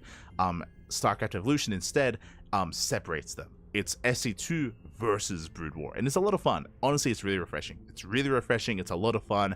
I always enjoy the SEL casts. Also, shout out to the team behind SEL because they are constantly updating. They're patching the game, they're balancing the game, and they're also adding new assets and new maps to the game on a regular basis as well. So it's really cool to see the support behind SEL and the community behind it, and it's always a lot of good fun. If you can't watch it live, I know it can be a rough time depending on where you are in the world, especially in the Americas. No, it's not the best time slots at 9 p.m. KST. But if you want to tune in to the VODs, check out the VODs. Check out the VODs on YouTube. Plenty of VODs. There's playlists of StarCraft Evolution. We've casted a lot of it on the channel. And again, it's always a lot of good fun. Always a lot of good fun. So do check it out there. Otherwise, on Sunday, we're going to be casting the FSL. That is the Family Star League. There is a Pros versus Joe's show match between Cyril and a bunch of amateur players. Basically, Cyril up against a sea of diamond players. 2v1s and 3v1s. Going to be a lot of fun and casting some Cyril action on Sunday. And we have Sparkling Tunic Cup on Sunday evening as well. So our weekend is jam-packed as usual. I do apologize for not casting OSC last night. You can see that Friday is missing a broadcast. Last night we weren't able to cover OSC. I was just very, very fatigued after casting Amantes. And also Pigsty Festival was going on, so I didn't want to go over Pigsty Festival. Didn't want to clash, didn't want to force people to pick and choose between the casts. So we're going to be holding off on OSC until Monday. So we're going to be coming back on Monday instead. They say StarCraft is dead. Who says that? Who says that? Plenty of content, plenty of StarCraft on the horizon here. So do consider following. If you enjoyed the content, if you enjoy the casting, if you enjoy the StarCraft, then do consider following us. ! Socials in the chat, and you'll get a link to our Twitter, Facebook, Instagram, Blue Sky, Mastodon. We have a TikTok, we have a YouTube, we have a Discord, we have all things CranKy Ducklings. You can check us out there. Otherwise, thanks for watching. Again, check out our VODs on YouTube. We upload VODs on a daily basis. Plenty of VOD content on YouTube. Otherwise, we'll see you either later tonight for SCL or tomorrow for FSL. I can StarCraft be dead when light is literally shining on it right now. True. True. Oh my god. Sometimes I wish that there wasn't as much StarCraft to cast. Like, we cast StarCraft like twice a day, almost on a daily basis. If I really wanted to, I could cast twice a day every single day. There's just so much StarCraft going on right now. I look forward to having a break in March. Like, March should be a little bit leaner, kind of. Like, March is also going to be really busy because of Star Zagora. Star Zagora, the qualifiers are going to be taking place in March, so we're going to be all over that. Also, an announcement. Quick announcement here. There is a new league that is starting called the HSL. If you haven't heard of this, the HSL was announced a week ago, like a week or two ago. It is the Hispanic Star League, and as you know, here on the CranKy Ducklings, we have some close ties with the Latin American region. That's where we started. The first big event that we casted was Copa America back in 2019, so a lot of Latin American coverage here on the channel. Papi, of course, all the Latin American coverage. So the Hispanic Star League is beginning in March as well, and that is going to be basically, imagine GSL but for the Hispanic region. I say Hispanic because it's for Latino America, but also for Spain and Portugal as well. So players from Spain, Portugal, alongside the Latin American countries are going to be facing off in the Hispanic Star League. So do check it out. We are going to be casting it in English here. There's a big, like, I should say, collaboration by a lot of the Spanish coverage, or sorry, by a lot of the Spanish casters and the Spanish community members, Bond, Enki, and many others. There's like 5 or 6 different collaborators all coming together to make the HSL a reality. So we're going to be all over that in March as well. So what was meant to be a leaner month, we're filling it up with Star Zagora, with HSL. So there's a lot going on. So look forward to it. It's going to be a lot of fun. A lot of regulars that you see here on the channel should be a part of the HSL as well. Like, think of Luciano, the Chilean Terran player. Think of Neo, the Peruvian Terran as well. I imagine Mute is going to be there, and many others. So, again, you're regulars when it comes to Latin American players. Where's my Spanish for Dummies book? Oh, no. Oh, no. There's no such thing as slowing down for the CranKy Ducklings. Smudge, papi, smudge. Estoy emocionando, papi. Beautiful. El sentimiento, papi. El sentimiento. Turtles. But with that, we're wrapping up. With that, we're wrapping up. So look forward to March and for everything that's to come.